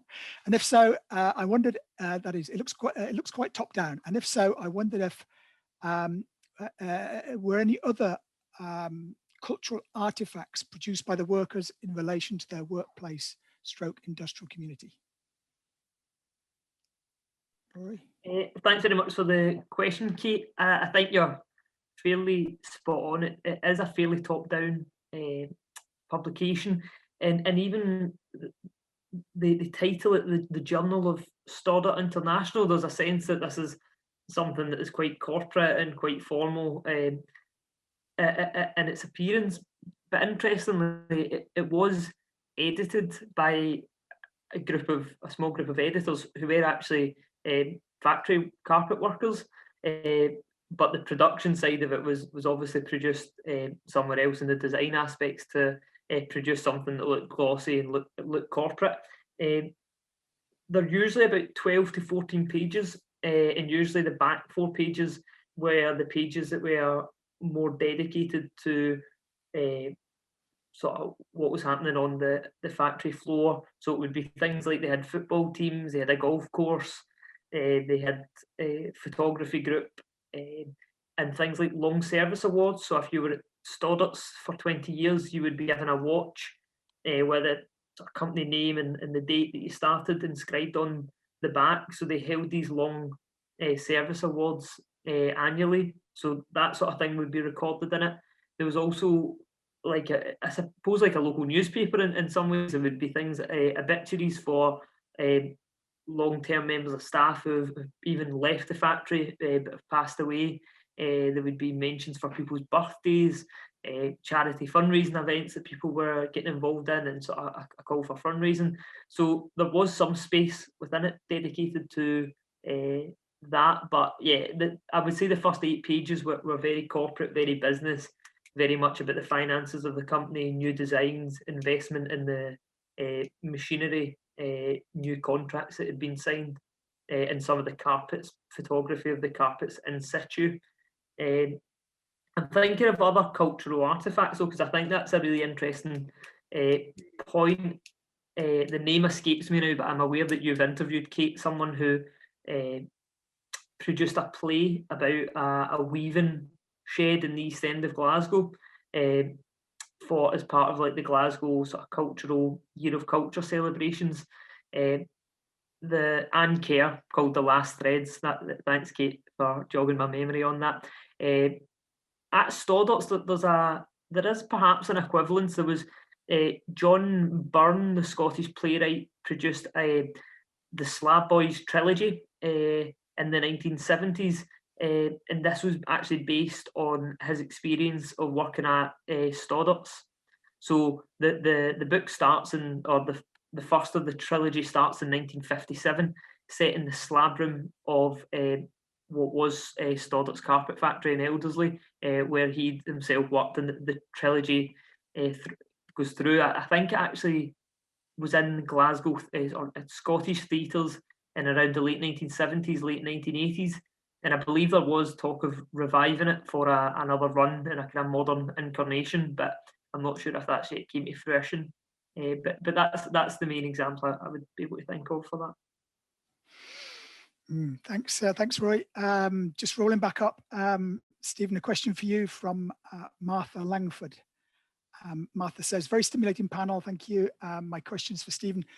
The photographs in your presentation are very evocative. How specifically are they related to the oral histories that you have collected?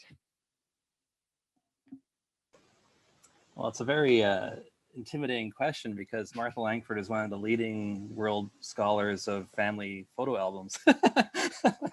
And so, and whose work, all my students know well, because she's talked a lot about the conversations, around, the family album and so on. And so, so photos, like the image side or the image worlds of these two neighborhoods are really central to the larger book.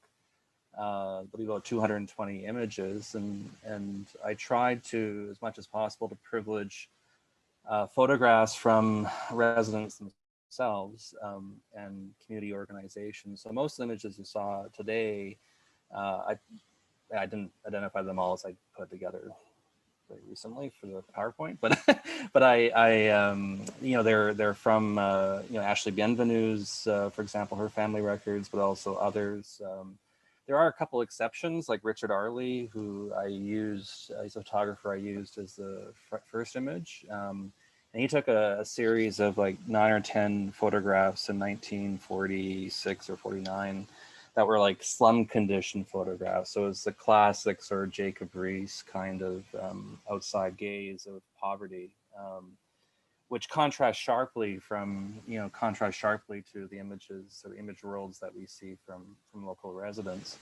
I also was able to uncover a lot of photographs within the Black community. Graham Kleik is a Black photographer, and others. And so to me, these photographs are really central to the story, particularly because, you know, going back to Sebastian's point, you know, memory, geography are very much linked in terms of, you know, what I'm thinking about here.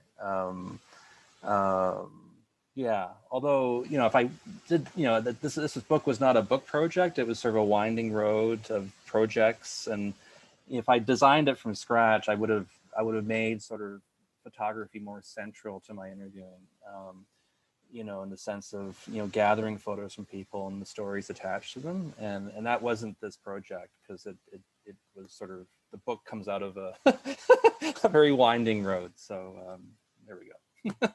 Sorry, Martha. Thanks a million, Steve. We've got 3 or 4 more minutes left. I do have a question I wanted to throw in, but wanted to invite any other questions before I jump in with another one. If there's anybody else, do feel free to stick up your hand if you want to come in at this stage.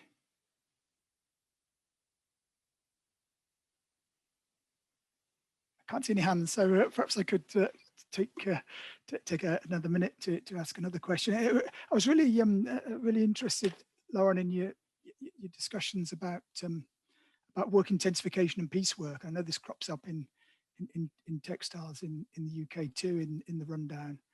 And I wondered, Lauren, if you could say a little bit more about whether you feel that you know, that period when these factories were running down led to a significant erosion, decline in occupational health and safety standards in these mills, and whether that impacted upon the health and bodies of workers. You mentioned anxiety and depression. I wonder if they could just say a little bit more about that. And perhaps the other speakers might want to come in and comment on whether in the long rundown you do get this deterioration in health and safety standards in these plants, workplaces, shipyards, textile mills and the like. But Lauren? Yeah, thanks for that question. So yeah, piecework, I do understand piecework as kind of this, it is something, a payment regime that is very common, like all throughout the history of the garment industry. However, gains made by unions over the course of the 30s, 40s, and 50s kind of increased the prevalence of hourly wage rates. And so you see some of these larger menswear factories transitioning away from paying people hourly wages to piecework payment regimes, which is one of the central themes of another interview that I did. At the same time, though, you really see kind of the structural gender relations of the garment industry coming to a head at this time. So in the garment industry, like, wage differentials between men and women were always enshrined in the collective agreements. So on a structural level and in terms of the way that the industry is regulated, you see, you know, women and men's wages and working conditions very much you know, differentials are legislated. And there's an interesting legal context where in the garment industry in Quebec, there is a law that essentially extends the collective agreement to all industrial workplaces in a particular industry. So so it establishes a regulatory board, but the regulatory boards and everything in their power really starts to erode at this point in time.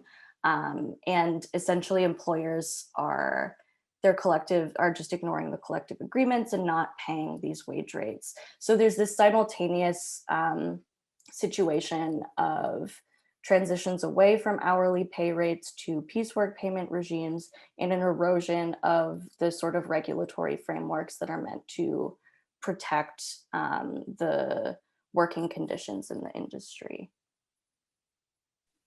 Fascinating, Lauren, fascinating. My apologies, guys. I see that the time is now at 4 o'clock here. Shall I tie things up, Cynthia? Is it okay to finish up?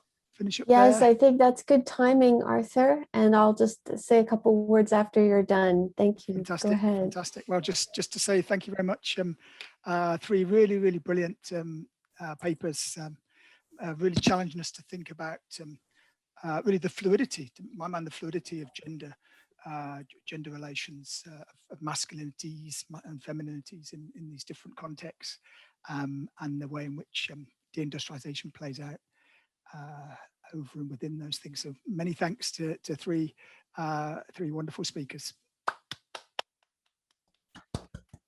Yes, I'll add my thanks. Those were outstanding papers, and I'm going to add a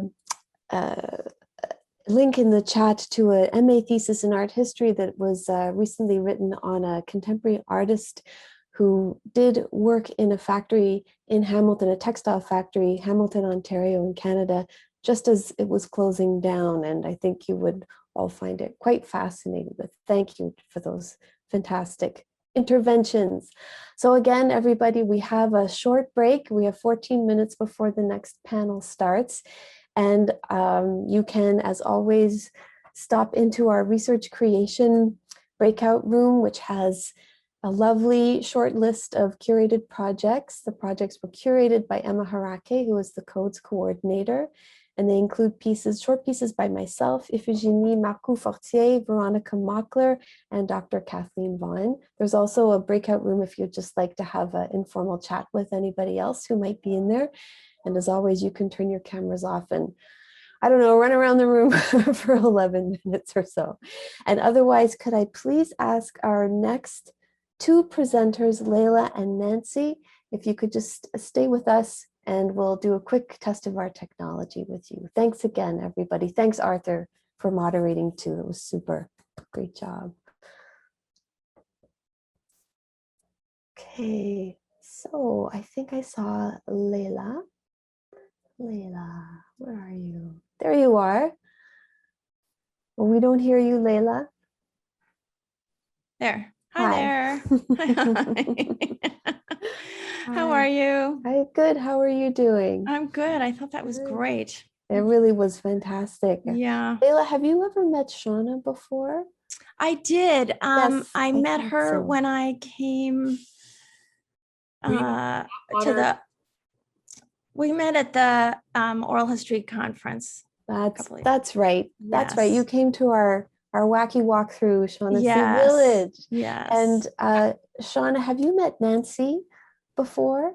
I think I met Nancy super briefly years ago. Possibly, yeah. Hi, everybody. Nice to see you all. Great to see you, Nancy. Thanks for being here. Hi. So I don't know, Leyla, would you like to try? Do you have a PowerPoint, right? I do. Okay. So do I change the view to speaker view? Or does that not matter? That doesn't matter. So at the bottom of your screen, there's a square green button. Yep, I know. Oh, okay. Oops, but where is my, hold on a second. I thought Leyla, you're probably just thinking because we're spotlighting the title Oh, card yeah. right now. I see. That's just for Facebook so that they see this, but I hear see. this. So, As we're on the break. do you see my screen now? No. Not yet. Okay, I see my screen. Hi, Nancy and Shona, by the way. Hey, nice to see you. Okay, so that's weird. So I'm doing share screen. When I do that, I don't see that so I have my PowerPoint open. Mm-hmm. And when I go to share screen, there it is. Now we see it. You see it? We see it. Okay, so I have some audio and video. Can I play the video to make sure it works? Yes. No audio. Yeah, you're gonna have to share the sound. Okay, how do I do that? Just stop your screen share now. Okay. And then when you go to screen share again, like if you click the green box again, on the left-hand side, you'll see a little share sound option at the very bottom of the share screen. Okay. Do you see that little box to be ticked? In the Zoom screen share, not in your PowerPoint. Okay, in the Zoom screen share, I see stop share. Yeah, stop share. And where? Maybe I'll show you what Is it in the green bar? Here. Is it in the green bar? No. When you press the screen share button, you'll see all these options of various screen shares you have. Yeah. And at the very bottom of that list of options. Oh, I see. Share sound. Oh, yes. Okay. So let me try again. Thanks, Leyla. Oh, it wants my password?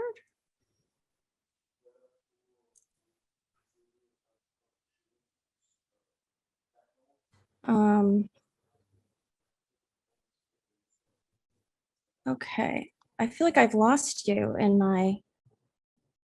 Okay, that didn't work. We're still here. But I don't hear you. Okay. All right. So, no wonder I'm nervous. Okay. Okay, so now, let me get rid of you guys are in my way now. Okay. I've heard, oh, you just changed your body. That's great. Sounds great. You just changed your body. You hear it because you now? couldn't Okay. handle- Yes. So then I also have an audio clip. I have to make you guys not be in my way. How does a good girl like me wind up in a dump like this? It was like really crazy. Can you hear it? Yes. Okay, and then I have Excellent. I have one more video, but it's not going to make a difference, I assume. Should be the same. And, you know, I use the word Yeah. transition, but Sounds Okay. good. Perfect. Okay, so now Yay. that I've done that, do I need to do it again? Yeah, when you go to screen share, just make sure to tick that share sound box when it's your turn to Okay, present. and then that's all I have to do. That's right. Good to go. Okay. That should be fine. Okay. Great. So Yes. I'm gonna run to the washroom. Yes. All right. Sorry, I also Okay. have a PowerPoint presentation. Pardon me? I also have a presentation. To Okay, great. I'm just gonna double check it's okay. Yeah, can you see that? Yes, we see your screen. Perfect. Can you see the first slide? Yes, we can. Perfect, that's it. And is there any audio in your presentation, Nancy? You're easy then.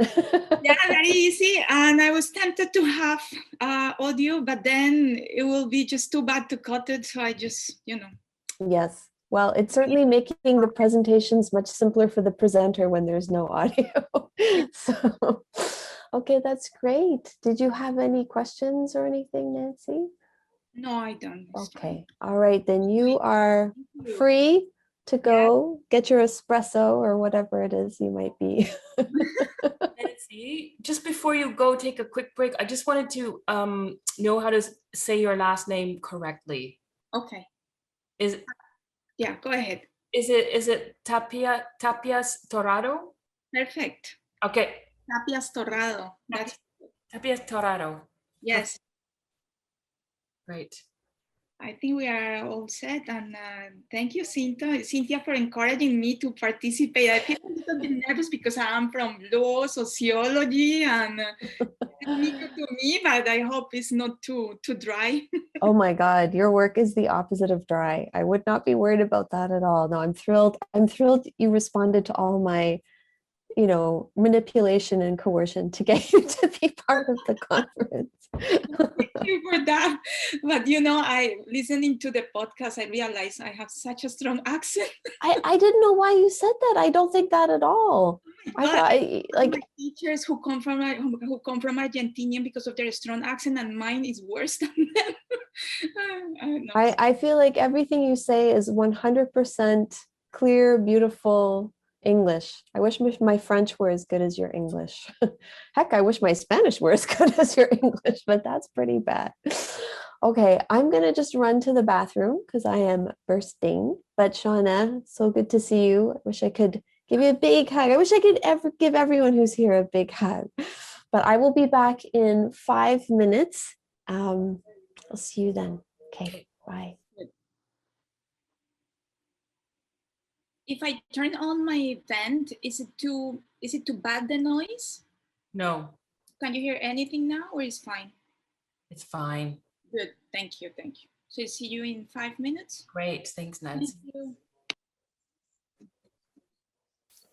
Tempted to chat with you here, Shona, but we are live on Facebook and there are people in the room with us. So let's have a chat another time. Another time, yes. A little follow-up. Indeed. I've got to say your space, however, looks so inviting. Every time I see you on camera, I'm like, I just like to, just with the light is always great and the plants, and it just looks like a really nice space in which to work. It is. I mean, I could say the same for you. You always have a great background. I'm very interested in people's backgrounds right now. There's this Laura Levin, who's a fantastic scholar from performance studies, and a dear friend wrote this great book on performing ground and the art of camouflage. And it's a really interesting take on camouflage in that it makes certain things visible, but it's all about the background and the foreground, right? And anyway, I've been thinking a lot about that in this time of us being on Zoom, what's in our backgrounds. But yeah, this is my little woman cave. Love it. Yeah, I feel very lucky. Well, you are, and thanks for being here. I was cutting this meeting to go to that other meeting, but I had a panic because I was like, okay, I have to leave this meeting because my session's at 10, and I was like, no, it's at 11. But for a week, I've been thinking I've had to be here at 10, but it's not the case anyway.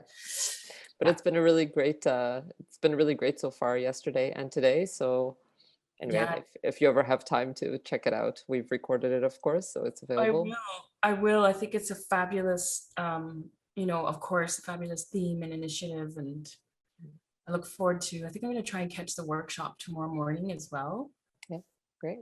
Yeah, it's fantastic to be reconnecting with codes. It's been a while. Yes, sure. All right, well, wait for folks to get set up and reopen. I don't know how many people are actually in the breakout rooms. I think most people are taking a break, a break from Zoom. Fair enough.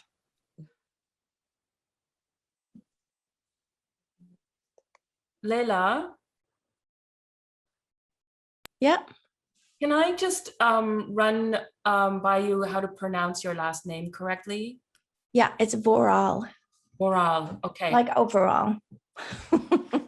Vural. Thank you. Thanks for asking. Of course.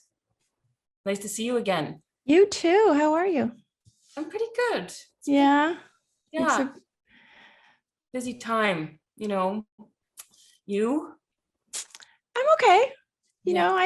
I feel like the pandemic has brought some gifts and taken a toll. Yeah, that's really a good way of putting it. Yeah. Are you going to take a break? Do you get to have a break this summer? I have remarkably a ton of work, but yes, I am going to try to live by the thing that I think others should live by, which is to say, this is just when I'm off. How about you? Yeah, I'm going to recharge. I'm going to unplug and recharge in July, a little bit in July and August. So good. But also lots to do before then, and I don't want to wish away that time, you know. Yeah. So yeah. Yeah. Well, I'm dying to come to Montreal when the world is open again and see you and Cynthia. And that would be amazing. Yeah. Yeah.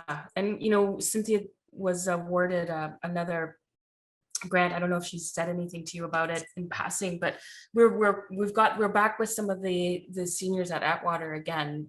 But the project expanded to other communities of elders in the city. So we're just, I mean, everything was kind of different, of course, this year in terms of working remotely and getting things going with the project. But yeah, we're back with Eric at the Atwater and some of the. Oh, that's great. Yeah. That is so great.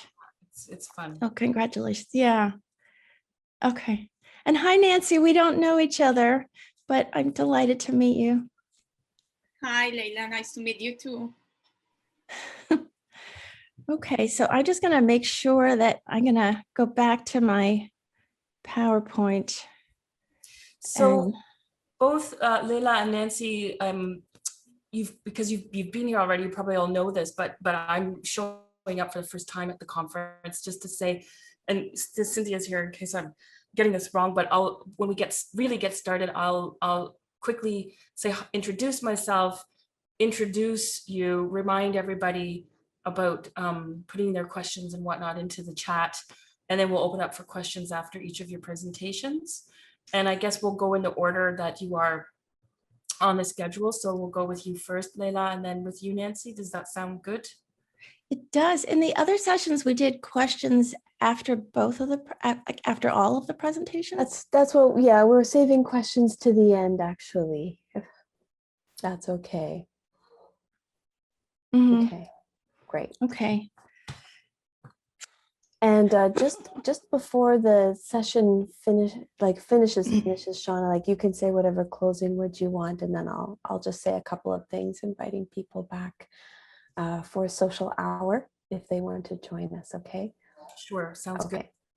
Cynthia, do you mind if I just say a quick word at the very end after you've finished up this evening? Not at all. Of course. Little you can have a big word if you want. Thank you. No. Teeny comment. Thank you.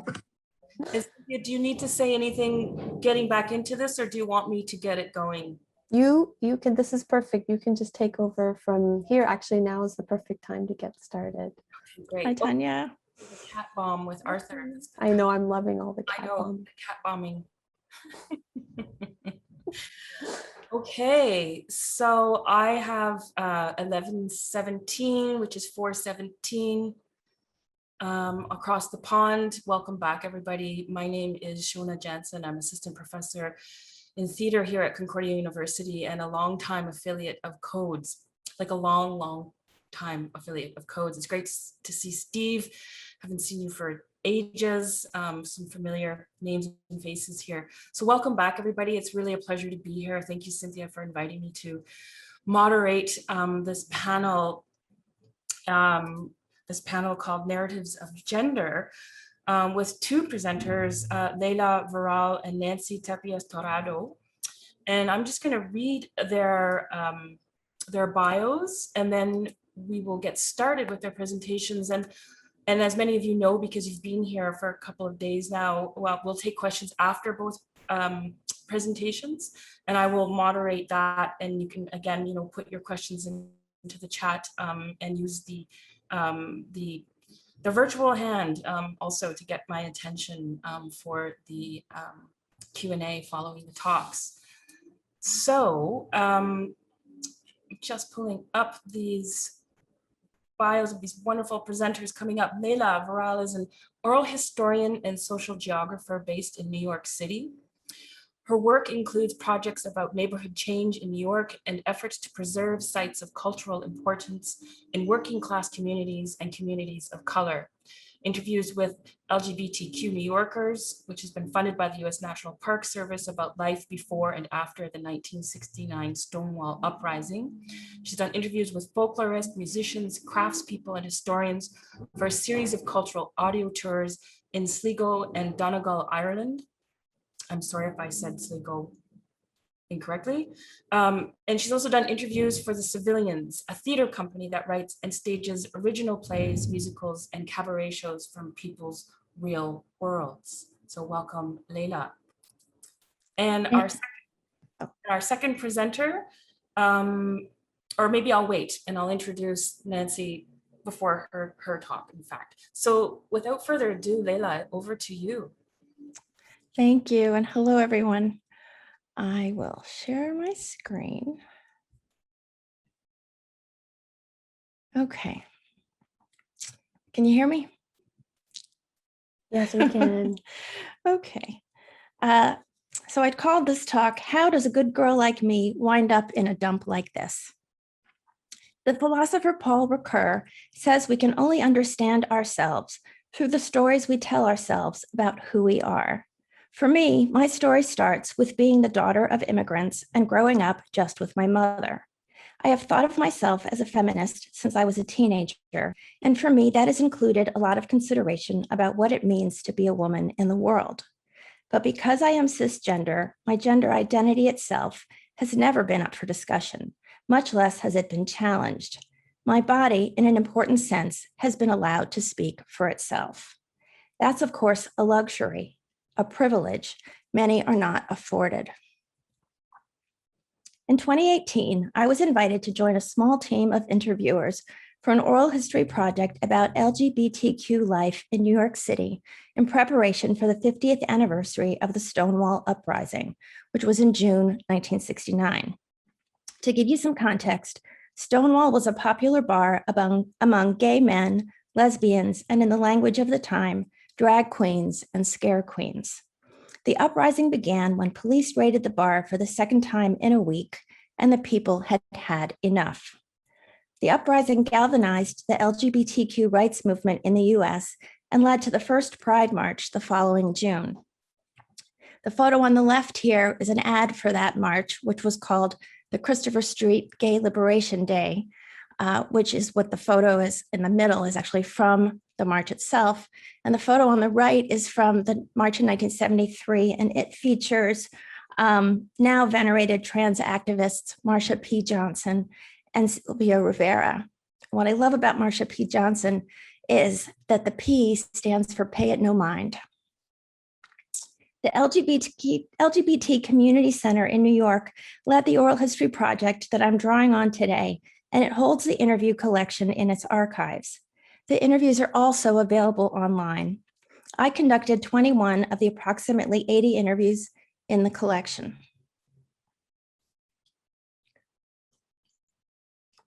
Today, I'm focusing on two interviews with trans women, Tanya Walker, pictured here, and Marcia Chase, because I hear their stories as testaments to what it can mean for a woman when others insist that she has her own story wrong. When others think they know who she is because they have given themselves the right to define her by the story they think her body has to tell. Tanya and Marcia describe profound struggles to be allowed to be themselves. They also describe a deep knowing of themselves and tell stories of resistance in the face of others challenging that knowing. Tanya Walker heard about the Oral History Project and signed up to participate. She's an activist in New York and, among other things, runs a support group for trans seniors and co-founded a trans advocacy group. Here she talks about the story others have told her about her own body and what it means. I've heard, oh, you just changed your body. You just changed your body because you couldn't handle being a gay man, you know, stuff like that, you know. And that's not true. I was born this way, just like you say you was born that way, I was born this way. You know what I'm saying? I don't, you know, it's much easier to get up and put on pants and shave a beard and run out the door than put on, you know, eye makeup and stuff, you know, to feel more feminine or look more feminine, and to have surgeries and have breasts and take hormones. That's hard. You know, who wants to do that? You know, unless you're trans. Tanya's insistence that her body, like her life, are hers to shape, and the resistance and pain in that remind me of these lines from a Lucille Clifton poem. Won't you celebrate with me what I have shaped into a kind of life? I had no model. born in Babylon, both non-white and woman, what did I see to be except myself? This is Marcia Chase. She's a friend of Tanya's and also an activist in New York. After our interview, Tanya recommended that I conduct an oral history with Marcia as well. As you can see, we met at the LGBT Community Center for the interview. Tanya and Marcia both talked about having to do sex work when they were younger to get by. Marcia spent several years in a men's prison when things went wrong with a John one night. Here she describes what prison was like for her. How does a good girl like me wind up in a dump like this? It was like really crazy. I was stripped of everything. I couldn't believe it. I couldn't get a bra and because my gender marker, and I couldn't get a panty, and I couldn't get makeup, and I couldn't get hormones, and I couldn't see the doctor, and I couldn't go to church. It was the hiccup in my life, you know. It's like that dash. You're born one day and that line, and then the day that you just depart from life. And it was that dash that developed me into this woman that I am today, because, you know, that experience is why I do the work that I do. You know, why I wanted to contribute to this, you know, documentary and archiving, because we're not supposed to be visible. Lucille Clifton's poem ends with this line: "Come celebrate with me that every day something has tried to kill me and has failed." How does a good girl like... I think Tanya and Marcia tell their stories powerfully, even poetically. But what is my part here? Am I helping to make them more visible? Or am I assuming a role that is not mine to take? To note the obvious, oral histories raise a lot of questions about the ethics of interviewing and of representing other people's stories. And there's the question, of course, of the story narrators choose to share. Oral historian Henry Greenspan, who has worked for decades with Holocaust survivors, writes, "When, how, and whether we recount episodes from our lives depends on a range of circumstances, most centrally, perhaps, on our perceptions of our listeners. Do they have a clue? What do they expect or presume? How genuine is their interest and engagement?" I can't know what Tanya and Marcia would have shared with another interviewer. Would they have preferred to talk with another trans woman, or specifically with a Black trans woman? I don't know. However different these interviews might have been, on the days we spoke, activists Tanya Walker and Marcia Chase each shared at least a version of the story they tell themselves about what being a woman means to them. In the podcast interview that Cynthia conducted with Bimadoshka Pukan and Nancy Torrado Tapias for this conference, Cynthia says that the feminist efforts that resonate most strongly are those that seek to take action now on behalf of the future. To me, by staking a claim to being seen and known on their own terms, Tanya and Marcia point to a better day, one where you get to say and be who you are without question. And with that, let me give Tanya the last word. And, you know, I use the word transition, but I really mean living your truth, because I don't remember that word when I started living my truth. I don't remember the word transition. Nobody was using that. I don't know who made that up, but you're not really transitioning. You're really beginning to live your true self, you know, and you're like, you know, and you know, it's revolutionary and it's liberating, you know, self-liberating, to come out and be you, no matter what. That's what I've got. Thank you.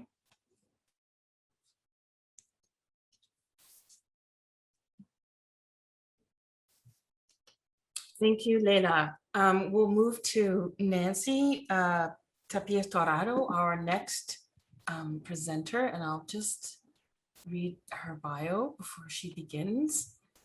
So Nancy is a human rights lawyer, international consultant, and postdoctoral fellow at the Université du Québec à Montréal. In December 2020, Nancy successfully completed her PhD in the Department of Sociology at St. Anthony's College, University of Oxford. Her thesis explores the impact of social movement organizations led by Indigenous women on the practice of corporate actors involved in mega projects in Latin America. Her postdoctoral project focuses on a case in Canada, and her research comes out of her decade of experience working with Amnesty International as the researcher on the situation of human rights defenders in the Americas and several previous years working in Colombia on gender and human rights issues. So welcome, Nancy. Thank you, Shona, and thank you, Cynthia, for this invitation. I'm very happy to be here with you, sharing my work. I would like to share my presentation. Please let me know if you can see that now. Can you see it? Yes. Yes. Perfect. So thanks, Shona, for the presentation, because that helps me to introduce my work. I'll be talking about the embodied experiences of Indigenous women human rights defenders in Latin America. And in this presentation, what I will do is very briefly present you my doctoral investigation entitled Indigenous Women Leading the Defense of Human Rights from the Abuses by Mega Projects in Latin America in the Face of Extreme Violence. I will just present super quickly the theoretical framework that emerged from my work. And then I will just share with you some of the things that could explain what I mean embodied experiences by these Indigenous women leaders, but going beyond their victimization, and I will explain in a moment why I do that. So first of all, as mentioned, I used to be the researcher on human rights defenders in the Americas until 2015, before I started to do this doctoral work in sociology. And my last two regional reports are those two that you see here. And together they are about 500 cases of attacks against people that are defending human rights. And because of that, they've been killed, targeted, and attacked. So just to give you an idea, three out of every 4 killings of human rights defenders in the world take place in Latin America. In the Americas, but mostly in Latin America. So definitely we have an alarming situation that is not getting better, it is actually deteriorating. So with that in mind, I started my PhD, and of course I wanted to focus on the failure of the state, the failure of protection, the failure of investigation, but then I started to realize that it was also important to understand the impact and success of these Indigenous women leaders and their organizations. Therefore, my research question is, you have it there, but it's basically in the face of extreme violence, what explains the success or not of some Indigenous women-led social movement organizations defending human rights from the abuses committed in connection with mega projects in Latin America. In other words, how can these women win over the most powerful actors in the world? I mean, the World Bank, these corporate, transnational corporations, even criminal organizations, but we'll see that in a moment. But of course, how to define success? And the best way to know what I mean by success was asking the women themselves what we could mean by success. I didn't simply want to assume or to take what has been said in the literature. So here you see some of their explanations, and from that I developed what I call a continuum of success. It is not linear, it is not progressive. Some parts of it may happen, some not. There may be some setbacks or not. It really varies, but in any case, for example, one of the women here in Canada said very clearly, as an Indigenous woman, you can keep quiet and observe, but celebrate when you speak. That basically is talking about the emergence. We take for granted that everybody speaks and speaks loudly, but it doesn't happen all the time, and it's not something that we should give for granted. Second, we have organization, and this is an Indigenous woman from Peru who recognized that the main achievement for her has been the fact that they are organized as women and as communities, women and men from all ages and all perspectives. And that's something that is very important, and you will see in a moment. Then in Mexico, one of the activists whose mother is one of the prominent leaders said, well, a great achievement of Bettina is that she is alive. She has been very close to be dead, and for her, the achievement is this, which means sustainability. Are these women able to sustain in their struggle or not? So there is another concept of success. Then we have something that was said by the BBC in regards to Berta Cáceres. I'm sure you have heard about Berta Cáceres in Honduras, this very prominent indigenous woman leader. And BBC News, talking about her, said she's the activist who twisted the arm of the World Bank and China. So here we are talking about outcomes in regard to the state, but also outcomes in regard to the corporations.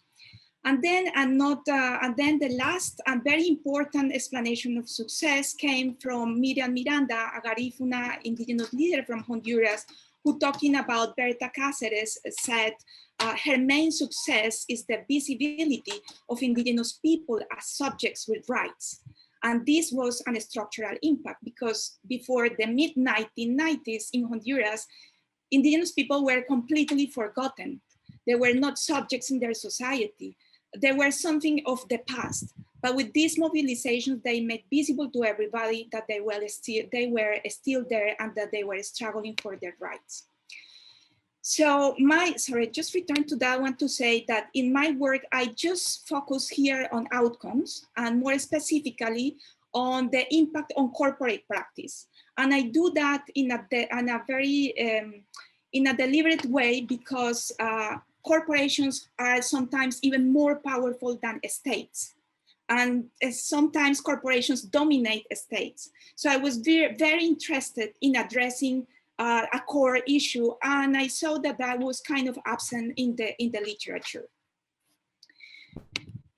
So for that, I first had to construct a database of cases, because these are not the obvious cases. So for this, I had to peruse more than 3,000 entries of possible relevant cases. And from these over 3,000 entries, I managed to create a database of 25 cases in Latin America. So that contrast of 3,000 against 25 tells volumes. You know, there is an invisibility of these cases.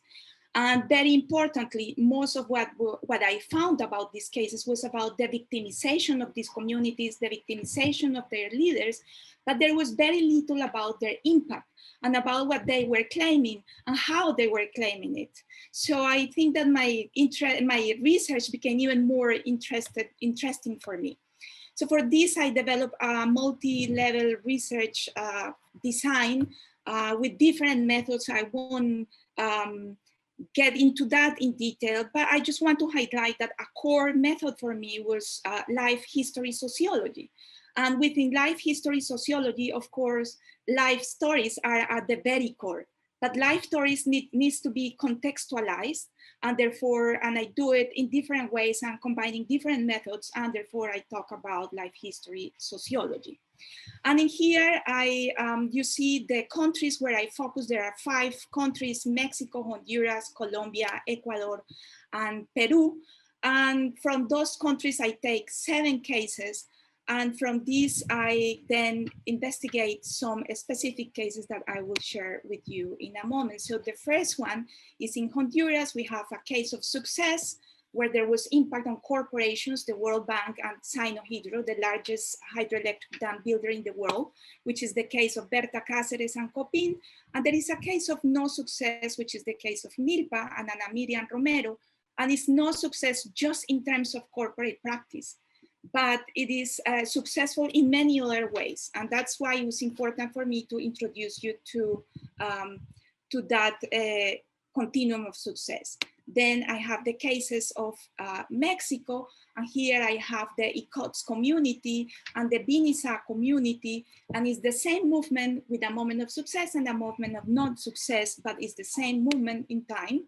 And here I contrast 3 different cases in 3 different countries with 3 different types of mega projects, one in Peru, one in Ecuador, and one in Colombia. And I won't get into the details because of time, but perhaps later I can explain a little bit more. And this graphic summarizes my over 300 pages PhD, but basically what you have here is the model of my theory, which builds on the Archimedes level theory, where we have different parts. One is the context, might be favorable or unfavorable, therefore the triangle can go this way or this other way, and could facilitate or could make more difficult the defense of human rights. Here we have the human rights that they are defending, which is the life of their communities, the life of their territory, their ancestral life, their present life, and their future life. Here we have the corporate power, which is combined with the state power and sometimes the power of non-legal actors, which I call the veto players. And they want to push down the human rights so that they stay in the status quo, so that things continue favorable for their economic and political interest. And here we have the women. And here we have the braid that they are able to create, braiding their actions with the many different actors inside their communities and outside their communities. Nancy, you have about 1 minute left. Oh, okay. I'm about to finish. Great, thank you. So here is the braid, and we have transforming the territory into power, the leadership of women, the human rights framing, and the capacity to react to the great violations of corporations.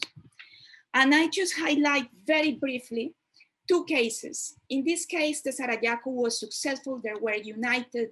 The leadership of women were powerful, and they were able to connect the territory in terms of a spiritual life, in terms of natural life, and in terms of human and social life. And also we have here the case of the Lenca people, and I want to introduce you to Victoria, who suffered one of the severe attacks, and she never recovered. She was beaten and she was left in a very terrible condition, and the state never granted protection to her, which included medical care. And you can see their bodies, their posture, their reflection, the struggle is in there. And I think the pictures are so powerful that I don't even have to give you all the details because they do explain everything just in their eyes. And just to close here, it was just that's the last one. And just to say, I want to highlight this very last sentence by Berta Cáceres. She was persecuted, she was criminalized, and then she was killed. But she always believed and repeatedly say, fear will not paralyze us, and the Lenca people will succeed. And they did succeed. And she is still present in the life of many other women human rights defenders and indigenous women human rights defenders in the Americas. So a big thank you for listening to this. Thank you for the opportunity. Thank you, Nancy, for this wonderful presentation, and to you too, Leyla, for yours. So we're going to open it up for some questions. So everyone that's with us, please feel free to write into the chat or use the virtual hand. I don't know why I have trouble saying that. And I don't see any, oh, I do see a question here actually from Sebastien. So this is actually for you, Nancy. This question is triggered by your presentation, but it could apply to both you and Leyla. From Sebastien, according to your research experience, how much does the border between success and non-success, how might that shift over time? Okay, it does shift over time. And that's why I love this model that I just introduced to you, because it's dynamic and it needs to be contextualized in time and in place, and in the local, the regional, the global way. And I think that allows me to do that. And the case of Mexico is very important. At the beginning, they did have a success. and it was they managed to have the wind farm project move away from their ancestral lands. And they thought that the fact that they had managed to do that and that they have been able to claim the free, prior, and informed consent right was going to open to them more opportunities. But what happened was that the government and the company were very clever to take the free, prior, and informed consent right and transform it in favor of their interest. Therefore, the second moment of this very same mobilization is unsuccessful. And right now, this wind farm project is in the middle of their town, and they are struggling now with this project because it has not compensated them in the way they promised, and they have deteriorated the environment, especially because they are in Mexico in what is called the Isthmus of Tehuantepec, which is a crossing place for the birds and the butterflies. And the wind farm vents are right in the middle, and it has been having a very negative impact because of the noise, because of the environment, because of the people. And just with that excuse, with the free, prior, and informed consent and that formal but not real process of consultation, the government just got away with their project. And they were not, their rights, the indigenous rights, their language, their customs were not respected. For example, just to give you an example, they promised that it was going to integrate all the indigenous culture, but the proposal of the wind farm project was never translated into the Vinisa language. They wanted it in writing. And they said, no, we already translated because there was a moment where it was presented and translated into your language. But one moment where not everybody could access it, one moment when not everybody could listen to it, and so forth and so forth. So it does change it does change in time, and this success and not success varies all the time. And that's why I like the idea of the continuum, because success can mean many things. And I love the fact of using the word success with these women, because they are generally seen as unsuccessful. And they are not unsuccessful. They have many successes and very important successes. And that's why I also want to show with my work. Thank you, Nancy. I actually might pop in here with a question because I don't see any right now in the chat. Or it was Cynthia too, but should I go first? Well, it's a question for both of you. Maybe I'll start with Leyla. I mean, there's a lot at stake for these identities in both the work and research you're doing. And I'm curious to know more from both of you, but maybe start with Leyla, about the interviews and your experience of those interviews. And you brought up kind of like, is it your place, and you bring up this very important question, of course, of ethics and whose stories, are we telling, and what's that shared authority? I wonder if you could, speak really directly to your building of a relationship with the trans community in these interviews. Thanks for asking that. So I have an academic background, but I'm not an academic. And so most of the work that I do is interviewing, not really in the context of research. So these interviews were funded by the National Park Service in the US, because after a 25-year struggle, the Obama administration designated the small, tiny park that's in front of the Stonewall Inn as a national park. And so in preparation for the 50th anniversary of Stonewall, which is a really big deal, the Park Service, one of its practices is to collect oral histories about its parks. So they've done that with, Yosemite and those kinds of places. And in this case, they partnered with the LGBT Community Center in New York, which is a really important community center. It was founded in 1983, just as the AIDS epidemic was really starting to hit. A group of people took over and abandoned public school and eventually rented it from the city and then bought it. And it's now this kind of beautiful center of activity for the LGBT community.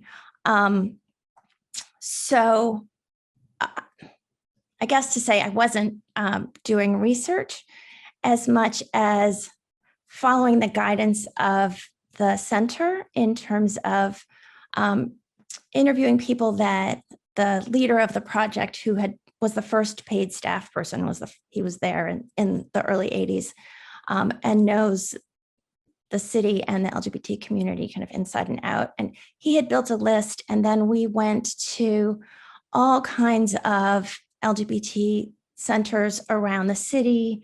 We went to talk with senior groups. We went to just kind of everywhere to invite people to participate. And some people said no, of course. And some people said yes, maybe with a little reluctance. And some of those interviews are not online.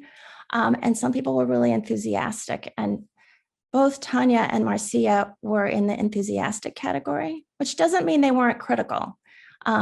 Tanya specifically had lots to say about the center and how she thought it was kind of failing the trans community. And yet she's committed to it. And I mean, I guess the biggest thing is the interviews they're not just in an archive, they're online. And so people who participated very consciously agreed to that. And those who were uncomfortable aren't there. And so, and that was a process where people could change their mind, of course. So I did some interviews where people signed the release and said, yes, this is great with me. And later came back and said, you know, actually I'm uncomfortable. I accidentally outed someone, or my family will be unhappy with this, or, you know, they had any number of reasons. So I guess that's the best answer I have. Thanks, Leyla. I wonder if Nancy, you wanted to follow up, or if we want to go to Cynthia. Yeah, I would like to say something that I think that's a very important question for my work. You know, I was first I came from the practice of human rights, and I knew some of them. The picture you saw of Berta Cáceres was a picture I took from her in previous years, so I knew her. But it doesn't mean that she was going to say yes to my project, because I was working from a human rights organization where you arrive with a set of possibilities, an urgent action, you know, an interview, a report, something. Here, I was just with my own work and the interest of learning from her. And so I had to be, first of all, very honest with these women. Of course, I had to do first the mapping, see what the cases were possible, where I could find cases of success and cases of non-success. And I also had to see where could be possible cases that were actually accessible to me, because not all those cases are accessible. And so with that in mind, I approached some of them, and I had to explain my idea and then be extremely careful on how to present it, because these people have also suffered what is called intellectual extractivism. That means, and that's something that one of them explained to me. And she said, we have to be very careful when we say yes or not to you, because some people come with a very positive and brilliant idea, and we say yes, and then they extract the information from us, extract our stories, and then they just go and work with the government or the corporation, and they use it against us. So how can you guarantee that you are not going to do the same to us? So I love the question. I thought that was genuine, and I had to explain, look, this is where I'm coming from. This is what I'm doing, and this is what I'm going to do with this. And for this, I use a very important methodological orientation that is called the Research Action Method by Orlando Falsborda, another Colombian sociologist.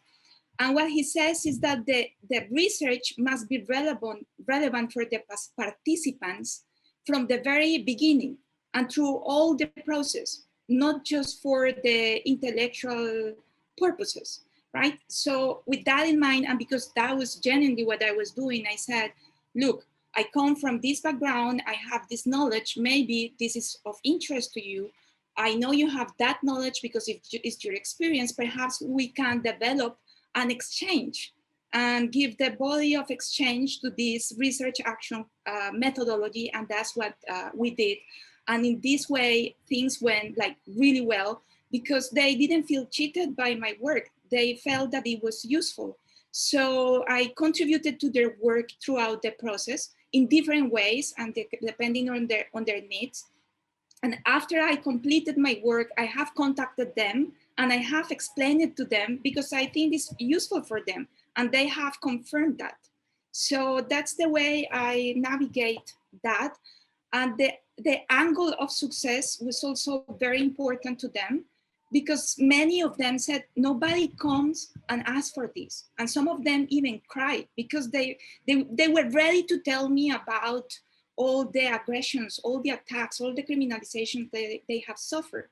But when I asked to them what was their main impact or success, they just burst into tears because they felt that somebody was recognizing them from an angle that was different from the common angle of the victimization and the suffering they have been through so many centuries and years. So that's more or less. Thank you, Nancy. Cynthia. Yeah, thank you both so much for those incredible papers. I was very struck listening to you, thinking about what the two talks have in common, you know, the idea that speaking up is something to be celebrated, that staying alive is an achievement, the visibility of marginalized peoples as human beings with rights. These are very strong connections between the two of your papers.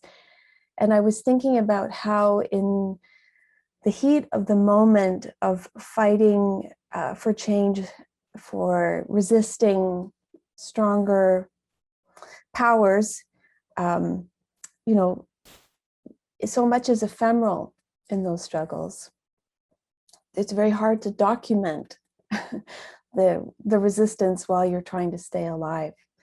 And Leyla, you actually, in your answer to the previous question, you started to already answer my question, but I'll ask it again to both of you and just see if you maybe have something else to add. But I was thinking about the dynamics and the challenges of creating an archive, because it's so long after the fact. Obviously, oral history is part of this. Of course, it's like an amazing tool, but then there are these sorts of difficulties, such as you were beginning to speak of, Leyla. And Nancy, I guess one of the things I was thinking about in relation to your work, which is so amazing, is wondering to what extent your participants, these Indigenous women human rights defenders, they are conscious that through their work, or they're aware that through their work with you, they are kind of creating an archive of their success. So over to you. That's a really good question. What to say about that? I mean, I think there's sort of two levels. At one level, the conventional archive, and Marcia spoke to this, like she really wanted to be in the archive. And that is a marker of recognition and respect and longevity that was meaningful to her, which I think is interesting because a lot of us, and I'm sure many here, are really critical of archives for how elitist they are and how inaccessible they can be and how they're meant for, big thinkers to go find proof of their big ideas.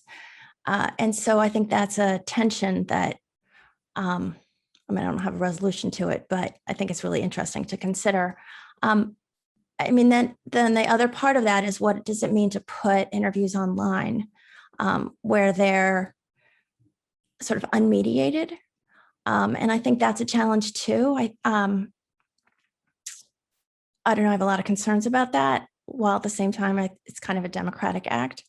So I don't know, I guess I have a lot of questions more than I do answers. But one of the things I wanted to say that I was really struck by in these interviews was, at least outwardly, no one of the more than 20 people I interviewed actually seemed to be concerned about who I am or who I am. They seem to be to be glad to be asked, again, sort of as an act of legitimacy, and often were pretty critical of the Stonewall Uprising and the way that it's remembered.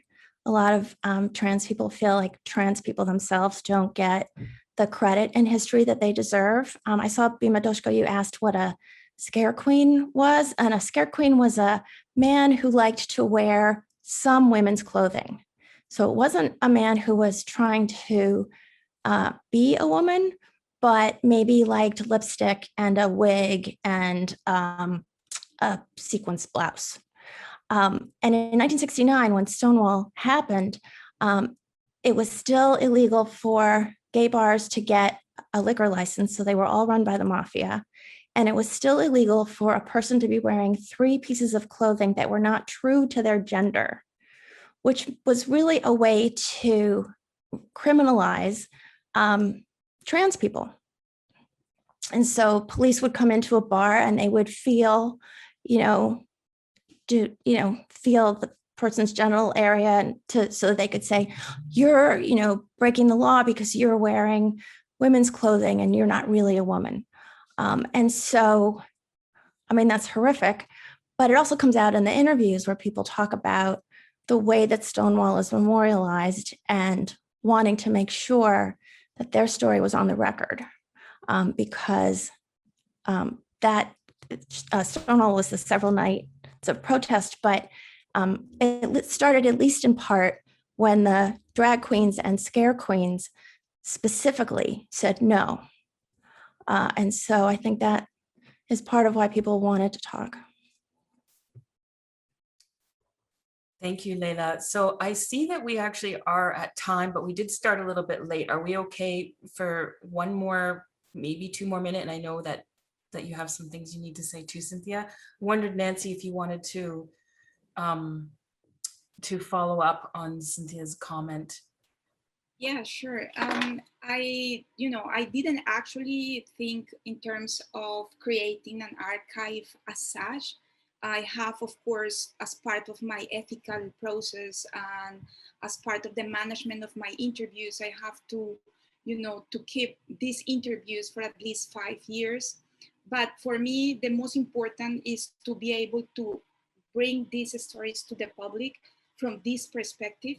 And I'm working on that through articles, hopefully through the publication of a book. And I have had some, manifestations of interest of creating podcasts or even documentaries about these women, because this angle is kind of missing. Now it's becoming like more interest, and I have seen other initiatives. But before I do anything else, for me, what is really important is more than an archive. These are their stories. They own them. So every time I use whatever I do, I have to ask them, each one of them, whether it is public or private, I'll keep them updated because it's their life. And what I have been doing is just learning from their life. And so I don't know if that responds, but this is like the honest answer to your question, Cynthia. It sounds like the archive of the future to me. Thank you, Nancy. And thank you, Leyla. Thank you both for these really, really powerful presentations and stories. And there is a fantastic question from Barbara in the chat that we don't have time, I don't think, to address, but I know there will be more social things. So maybe take a quick look at that, so that might be a part of a discussion you get to have more socially. So I think this is the cue to wrap up this session, and I'm going to hand it back over to Cynthia for a couple of wrap-up notes, and I think Arthur had something to add as well. But thank you again, both Leyla and Nancy. It's so great to get to know your work, and it's great to be here with everyone. Thank you very much, Shauna, for that moderating our last session. Thank you, Leyla. Thank you, Nancy. What a great way to end our 2 days of presentations. It was just brilliant. I do have a few sort of wrap-up comments for today, but I'm going to hand the floor over to Arthur McIver first. Thanks, Cynthia. Firstly, an apology. Myself and other faculty members have an exam board tomorrow, our final year exam board, so we can't make tomorrow's sessions. So big apologies from us in relation to that. But what I really wanted to say a word about was how wonderful these 2 days of presentations have been, and to thank all the presenters and to thank all the contributors.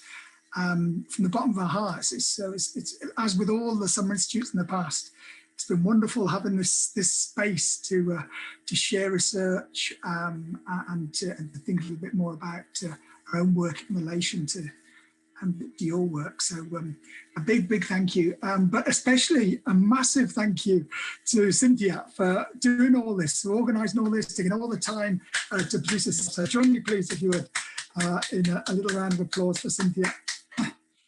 Thank you, Cynthia. Much obliged. And again, apologies, can't make tomorrow.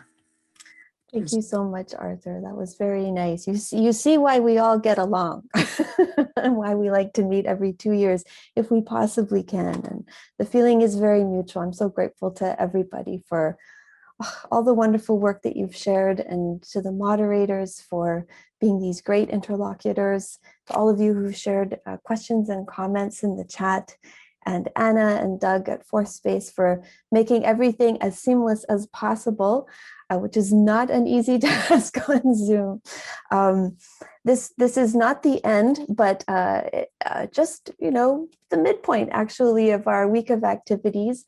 And for those of you who can come tomorrow, we do have 2 very exciting workshops that I want to highlight. They're starting at 9 a.m. Montreal time, 1 p.m. Scotland time.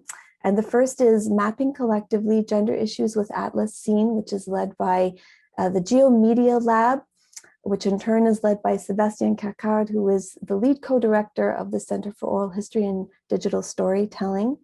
And then just an hour and a half, it's actually an hour and 75 minutes later, we'll have our second workshop titled Virtual Reality as Method to Explore Feminist Embodiment in Confronting Colonial Frameworks. And this will be led by Liz Miller, Professor at Concordia, and Emily Trudeau, who is a recent graduate. And everyone mentioned so far are Codes affiliates. So this is kind of the hands-on, when we met in 2018, we were saying, some of us were saying, the papers are great, but next time we meet, we should also do some hands-on stuff. So this is our effort to do some hands-on stuff with you tomorrow. And then we also have, and let's see if I can pull this off. Okay, yes, I think I've done it. There is on Thursday in the morning for Montrealers, in the afternoon for the Scots, there's a live conversation with Dr. Luis Sotelo Castro, who is the second co-director of Codes, and Julianne Carpini. And this is a live conversation about Carpini's journey from being a survivor of various kinds of violence, including sexual violence, to being an activist on behalf of others who have survived sexual violence. So I do want to mention this as a content warning, but we do very warmly encourage you to come. There is a separate registration link, which I've included in the chat. And if you were interested in the last session, especially Nancy's work, you will definitely not want to miss a pre-recorded podcast that we put together for the Summer Institute, which also features Saugeen First Nation scholar Dr. Bimodashka Pukan, who is actually here and on camera right now. You can listen to this anytime. It's 26 minutes and it will live after the Summer Institute is over, but why not grab the moment and take a gander at that right now. So for those of you who we won't be seeing tomorrow, thank you so much again for being here over the last 2 days.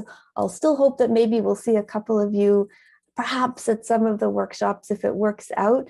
And to all of those all of you who are not actually Scottish Oral History Centre or Codes affiliates, you are welcome to all of this. And in fact, you are very welcome to both our centers too. So don't forget to look us up and learn more about our work through our websites.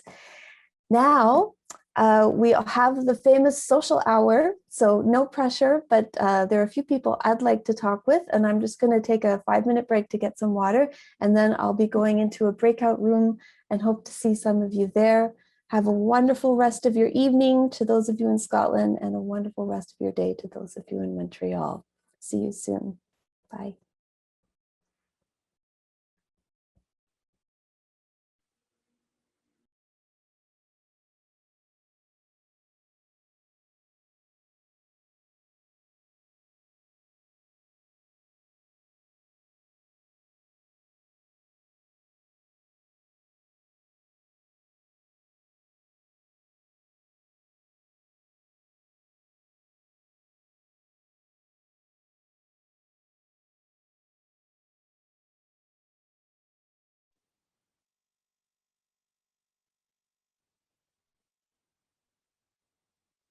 So I'll just follow up what Cynthia said, just to invite the folks who are here with us in this space. You're more than welcome to call it a day and just log off and say goodbye. But otherwise, there's 2 chat rooms available, or 2 breakout rooms, I should say. One where it's a screening on loop, so very hard to speak and connect with people there. So if you just want to watch some projects, that's where you should go. If you still have the energy, great. And the other is the discussion lounge, where you can connect with anybody who's still around and wants to continue the conversation in a more casual kind of way. So please feel free to fully log off or join one of those 2 breakout rooms. If you're having issues joining, we'd be happy to help you out. That's what we're here for. So don't be shy to ask. Yeah, and on that note, I'm here, but I'll say goodbye to you if you're taking off. Thanks for being here.